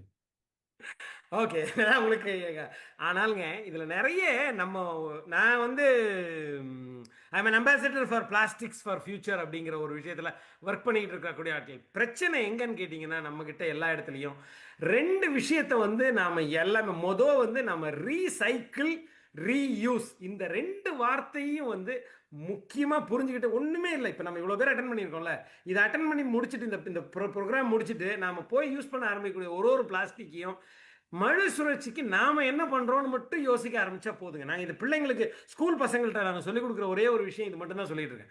அபுதாபியில் ஸ்கூல்ஸ்லாம் நான் போய் நிறைய கிளாஸஸ் இது மாதிரி ட்ரைனிங் ப்ரோக்ராம் எடுத்திருக்கோம். அந்த பிள்ளைங்களுக்கு சொல்லக்கூடிய ஒரே ஒரு விஷயம் என்னன்னா, இதை திருப்பி மறுசுழற்சிக்கு நம்ம எப்படி எடுத்துட்டு போறது, மறுசுழற்சிக்கு நான் என்ன பண்ணணும். இதை பிரச்சனையே வந்து இதுதாங்க. இதில் நிறைய பாசிட்டிவ் பிளாஸ்டிக்ஸை வந்து பாசிட்டிவாக பேசணும்னா அது நிறைய விஷயங்கள். இன்னைக்கு இருக்கக்கூடிய கார்லாம் வந்து இந்த மாதிரி இருக்கு. உணவுப் பொருட்கள் மலிவாக கிடைக்கிறதுக்கு காரணம் எல்லாமே இந்த பிளாஸ்டிக் ட்ரே இந்த மாதிரியான விஷயங்கள் வந்தது தான். அதுக்குள்ளார அந்த அரசியலுக்குள்ளாரையோ அல்லது ஒரு நுணுக்கமான விஷயத்துக்குள்ளாரையோ போகிறதுக்கு முன்னாடி மனதளவில் என்ன மாற்றத்தினையும் நாம் ஏற்படுத்துறது, பிள்ளைங்கள்ட்டையும் நம்மகிட்டையும் நாம் என்ன பண்ணுறோம்.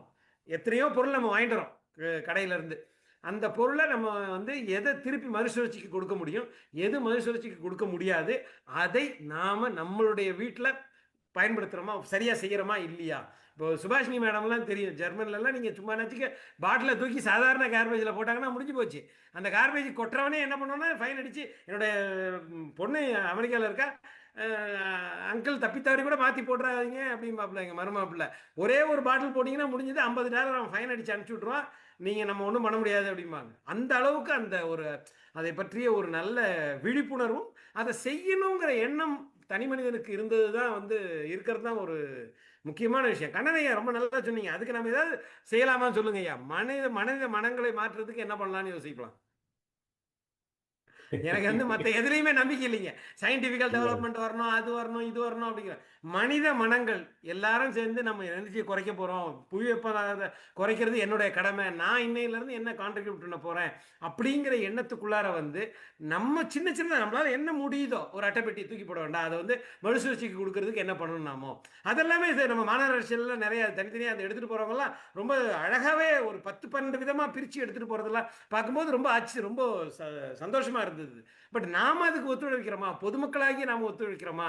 சுபாஷினி மேடம் ரொம்ப நல்லா சொன்னாங்க, குப்பை கூடனா அது என்னங்க சுத்தி குப்பை கொட்டி இருக்கணுமாங்க, அதை கொட்டிட்டு போறதெல்லாம் நம்ம தான், நம்ம மக்கள் தான், படிச்சவங்க தான்.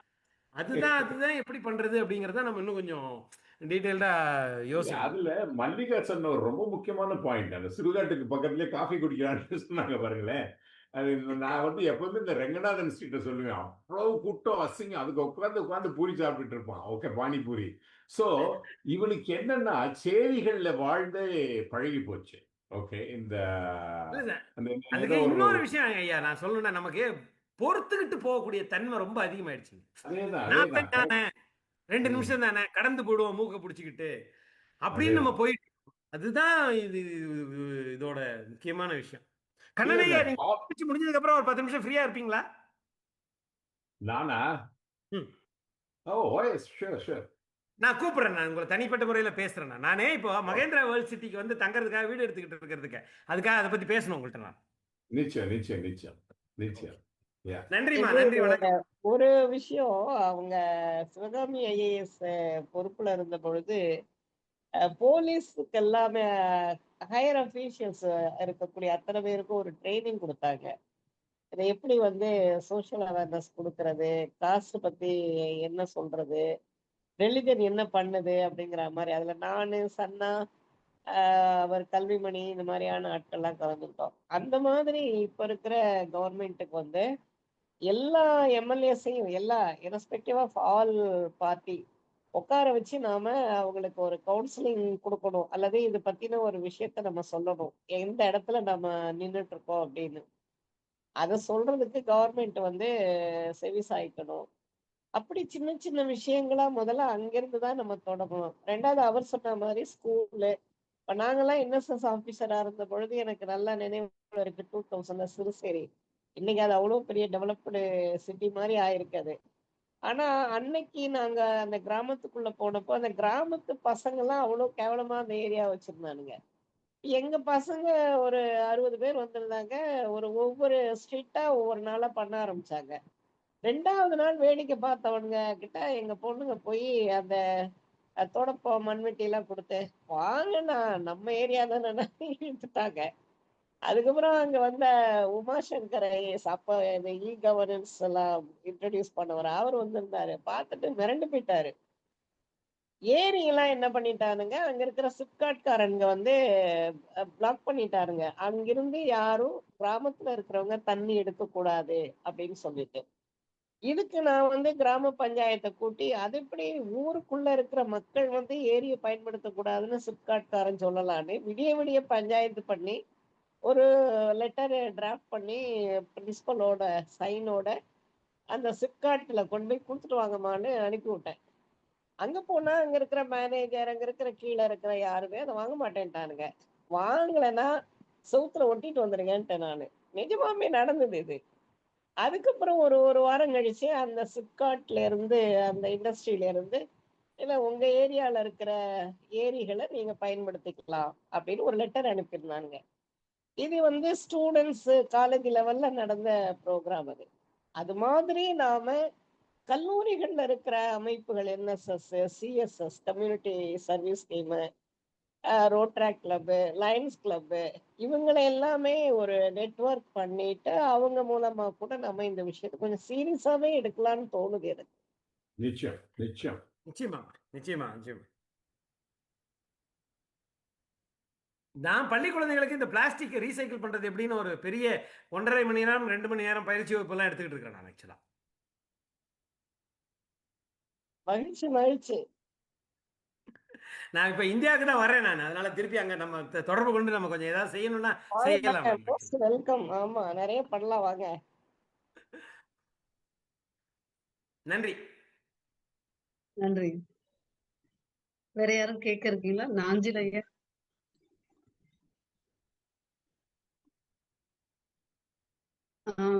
சுபாமம், வேற எதுவும் கேள்விகள் இருக்கா? இல்ல நிகழ்ச்சி நிறைவு செய்துக்கலாமாமா? நிறைவு செய்தலாம். நன்றி. நிறைவு செய்தலாம். கண்ணையா, உங்களுடைய கருத்து ஏதாவது? இல்ல, இது ரொம்ப ரொம்ப ரொம்ப முக்கியமான தலைப்பு இது. இதை பத்தி அடிக்கடி நம்ம பேச வேண்டிய ஒரு கடமை இருக்கு நமக்கு. ஏன்னா இந்த விழிப்புணர்வை வந்து எவ்வளவு தூரம், எத்தனை மில்லியன் பீப்புள் வந்து இந்தியாவில் வந்து நினைச்சு பார்த்தீங்கன்னா, பாப்புலேஷன் சொல்றோம், அது ஒரு ப்ராப்ளமா தான் நம்ம பார்க்குறோம். But it's also a great resource. So அந்த விழிப்புணர்வை அவங்க கொண்டு வந்துட்டு அவங்க செயல்படுத்த ஆரம்பிச்சிட்டாங்கன்னு வச்சுங்களேன், இந்தியா ஒரு அடுத்த நாளே சரி பண்ணிட முடியுங்க. இது ஒரு பெரிய பிரச்சனையே கிடையாது. ஆனா இந்தியா தூங்கிட்டு இருக்கு. அது விழிக்கணும். விழிச்சா வந்து அதனுடைய பிரச்சனைகள்லாம் ரொம்ப எளிதா நம்மளால சாதிக்க முடியும். உலகத்திற்கே ஒரு முன்னுதாரணமா இந்தியா இருக்க முடியும். கண்ணன் சார், நீங்க இன்னொரு லெக்சர் கொடுங்க இதே டாபிக்ல. நான் சொன்னேன் சுபாட்ட பேசலாம் சுபான்னு. நிச்சயமா ஒரு பிரச்சனை இல்லை. நீங்க உங்களுடைய வெற்றியற்ற விஷயங்களை நீங்க என்ன பண்ண ஒரு மாடல் அந்த மாதிரி எடுத்து நீங்க பண்ணலாம் இது. ஆனா சுபாஷினியோட மரபு அப்படின்னு சொல்லும் பொழுது இதை நம்ம கொஞ்சம் அடிஷனலா எடுத்துக்கிட்டா பரவாயில்லைங்கிறது என்னுடைய தாழ்மையான வேண்டுகோள். அதான் இப்ப நான் அந்த பண்பாட்டு சூழலியன்னு சொன்னேன் பாருங்களேன், அங்கதான் நம்ம பண்பாட்டுக்கு நம்ம திரும்பணும். தமிழ் பண்பாட்டுக்கு நம்ம திரும்பணும். அதுல எல்லாம் இருக்குது. ஓகே, திருக்குறள்ல இருந்து நீங்க சங்க பாடல்கள்ல இருந்து எடுத்தீங்கன்னா இதை பற்றி நிறைய பேசுறாரு வள்ளுவர். இதை பற்றி ரொம்ப பேசுறாரு. அப்போ வந்து அதெல்லாம் நம்ம திரும்ப சரியா இன்னொன்னு என்னது அப்படின்னா, அந்த ரிலிஜன் அப்படிங்கிறத பத்தியுமே வந்து இப்ப நானும் என் நண்பரும் அடிக்கடி பேசுறது, இந்த ரிலிஜனுடைய இன்டர்பிரிட்டேஷன்ஸ் இது வரைக்கும் பண்ணது பூரா தப்பு. அந்த காலத்திற்கு சரியா இருக்கும். ஆனா இந்த ரிலிஜியஸ் டெக்ஸ்டையே நம்ம வந்து ரீஇன்டர்பிரேட் பண்ண வேண்டிய ஒரு காலத்துல இருக்கோம். Science based reinterpretation. நான் ஒரு இங்கிலீஷ்ல ஒரு புக்கு கொண்டு வந்திருக்கேன். அது எப்படி பெரியாழ்வாருடைய பாசுரங்கள்ல வந்து ஈகோசிஸ்டம் கான்செப்ட்ஸ் இருக்கு அப்படிங்கிற மாதிரி. அது வந்து கொரோனா பீரியட்ல அதை நான் கொண்டு வந்தேன். அது வந்து ரொம்ப சைக்கலாஜிக்கலா அவர் பேசுறாரு அதை பத்தி. ஆனா யாரும் அப்படி பார்க்கறதில்ல. அது ஒரு இங்கிலீஷ் புக்கு. அதுக்கு வந்து அமெரிக்காவில் இருக்கக்கூடிய அந்த கிரீன் பீஸ் இவங்க வந்து அதுக்கு ஃபோர்வேர்டு கொடுத்துருக்காங்க. நம்ம நிறைய ரீஇன்டர்பிரேட் பண்ண வேண்டியிருக்கு. தமிழ் சொசைட்டி நிறைய இருக்கு. அதான் சொல்றேன், இது வந்து கம்ப்ளீட்டா ரீஇன்டர்பிரேட் பண்ணிட்டு நம்ம சமூகத்துல எல்லாமே நம்ம இது வரைக்கும் வச்சு அது பூராமே தப்பு தப்பா அந்த காலத்துக்கு சரி இருந்தது. ஆனா வந்து நமக்கு அது வந்து அறிவியல் கோணத்துல பார்த்து அறிவியல் பூர்வமாக வந்து தமிழக சமூகத்தை மாற்றணும். அதான் ரொம்ப முக்கியம். சங்கம் லிட்ரேச்சர்ல நீங்க நிறைய சொல்லலாம் சார்.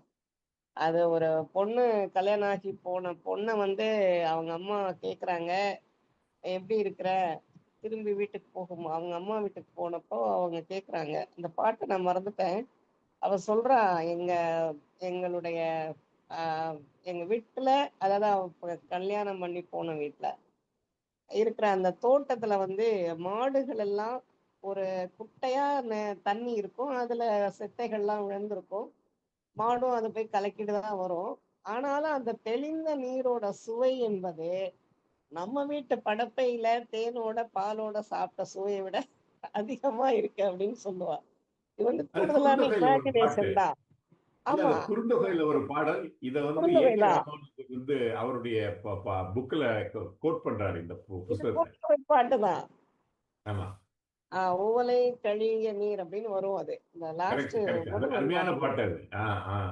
ஆமா, ரொம்ப நல்ல பாட்டு. அப்போ அப்படி ஒரு வாழ்க்கை இருந்திருக்குல்ல. ஒவ்வொரு தோட்டத்துக்குள்ளேயும் வீடு அமைச்சிருக்காங்க, ஒரு கிணறோ அல்லது ஒரு குட்டையோ வச்சிருந்திருக்கிறாங்க, நீர் சேமிச்சிருக்காங்க, விலங்கினங்களுக்கும் தண்ணி கொடுத்துருக்காங்க, குப்பைகளை வந்து மக்கிற இடத்துல போட்டு வச்சிருந்திருக்கிறாங்க. எவ்வளவு விஷயம் நம்ம அதுல பாக்குறோம் பாருங்க. நிச்சயம் நிச்சயம். ஆமா, அதுதான் இந்த பண்பாட்டு சூழலியல்ங்கிறது. நான் அது அதைத்தான் சொல்றேன். எக்ஸாக்ட்லி, நீங்க அது ரொம்ப சரியா சொல்றீங்க. அது பண்பாட்டு சூழல் தான்.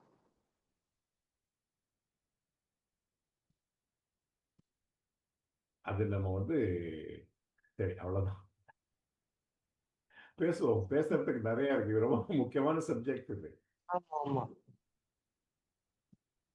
அடுத்த நிகழ்ச்சியில தொடர்ந்து பேசுவோம் ஐயா. நம்ம இப்ப நிறைவு செய்துக்கலாம்னு நினைக்கிறேன். Okay, thank you. சரிங்க. பெருகி வரும் நோய்களும் சுற்றுச்சூழல் விழிப்புணர்வும் நம் ஒவ்வொருடமும் தேவை. ஏன்னா உலகம் வந்து காலநிலை மாற்றம், வெப்பநிலை மாற்றம், அதற்கு காரணம் மனிதன் தான். அதுவே இங்க இவ்வளவு முக்கியமான கருத்தை ஐயா பதிவு செஞ்சாரு. அதனால ஏற்படக்கூடிய நோய்கள், ஆனா மனிதன்ட மாற்றமே ஏற்பலன்னு என் பங்குல சொல்ல முடியாது. ஏன்னா நோயால அவங்க பாதிக்கப்பட்டாங்கன்னா அதற்குரிய காரணம் இப்படின்னு அவங்களுக்கு தெரிஞ்சுச்சுன்னா அதுக்கப்புறம் வாழ்நாள் முழுக்க அவங்க கடைபிடிக்கிறாங்க. அதுல வந்து நான் நிறைய காட்சிகளை பார்த்துட்டேன், நிறைய அனுபவத்தையும் கேட்டிருக்கேன். ஏன் இப்ப பிளாஸ்டிக்கே பயன்படுத்த மாட்டீங்க, இல்ல உணவு பண்டமாவும் இருக்கலாம், ஏன் வெளியவே வாங்க மாட்டீங்க அப்படின்னா, இந்த மாதிரி எங்களுக்கு குடல் வாழ்வுல ஒரு நோய் வந்துருச்சு, அதனால நாங்க இப்படி மாறிக்கிட்டோம். அது மாதிரி பிளாஸ்டிக்கே பயன்படுத்தாம மஞ்சள் பையை பயன்படுத்தக்கூடிய அந்த நிறுவனம் கூட என்ன காரணம்னா, அவங்க குழந்தைக்கு ஏற்பட்ட பாதிப்புனால இனிமேல் அதை பயன்படுத்தக்கூடாது அப்படின்னு ஒரு விழிப்புணர்வு தான் ஏற்பட்டதுனால தன் மூலமாக சமுதாயத்துக்கு சொல்ல வர்றாங்க. அது மாதிரி ஒவ்வொரு மனிதனும், தனி மனிதனும் சுற்றுச்சூழல் பாதுகாப்பின் மேலையும் காலநிலை மாற்றத்தின் மேல கவனம் செலுத்தினாங்கன்னு சொன்னா ஒரு நல்ல மாற்றத்தை நம்மால் உருவாக்க முடியும். அதனால பங்கேற்ற அனைவரும் நம்ம எப்பவுமே மாறதுக்கு தயாரா இருக்கோம், மாற்றிக்கொண்டே இருக்கின்றோம். நம்மால முடிஞ்ச கொஞ்சம் பேரை மாற்ற முயற்சி செய்வோம்.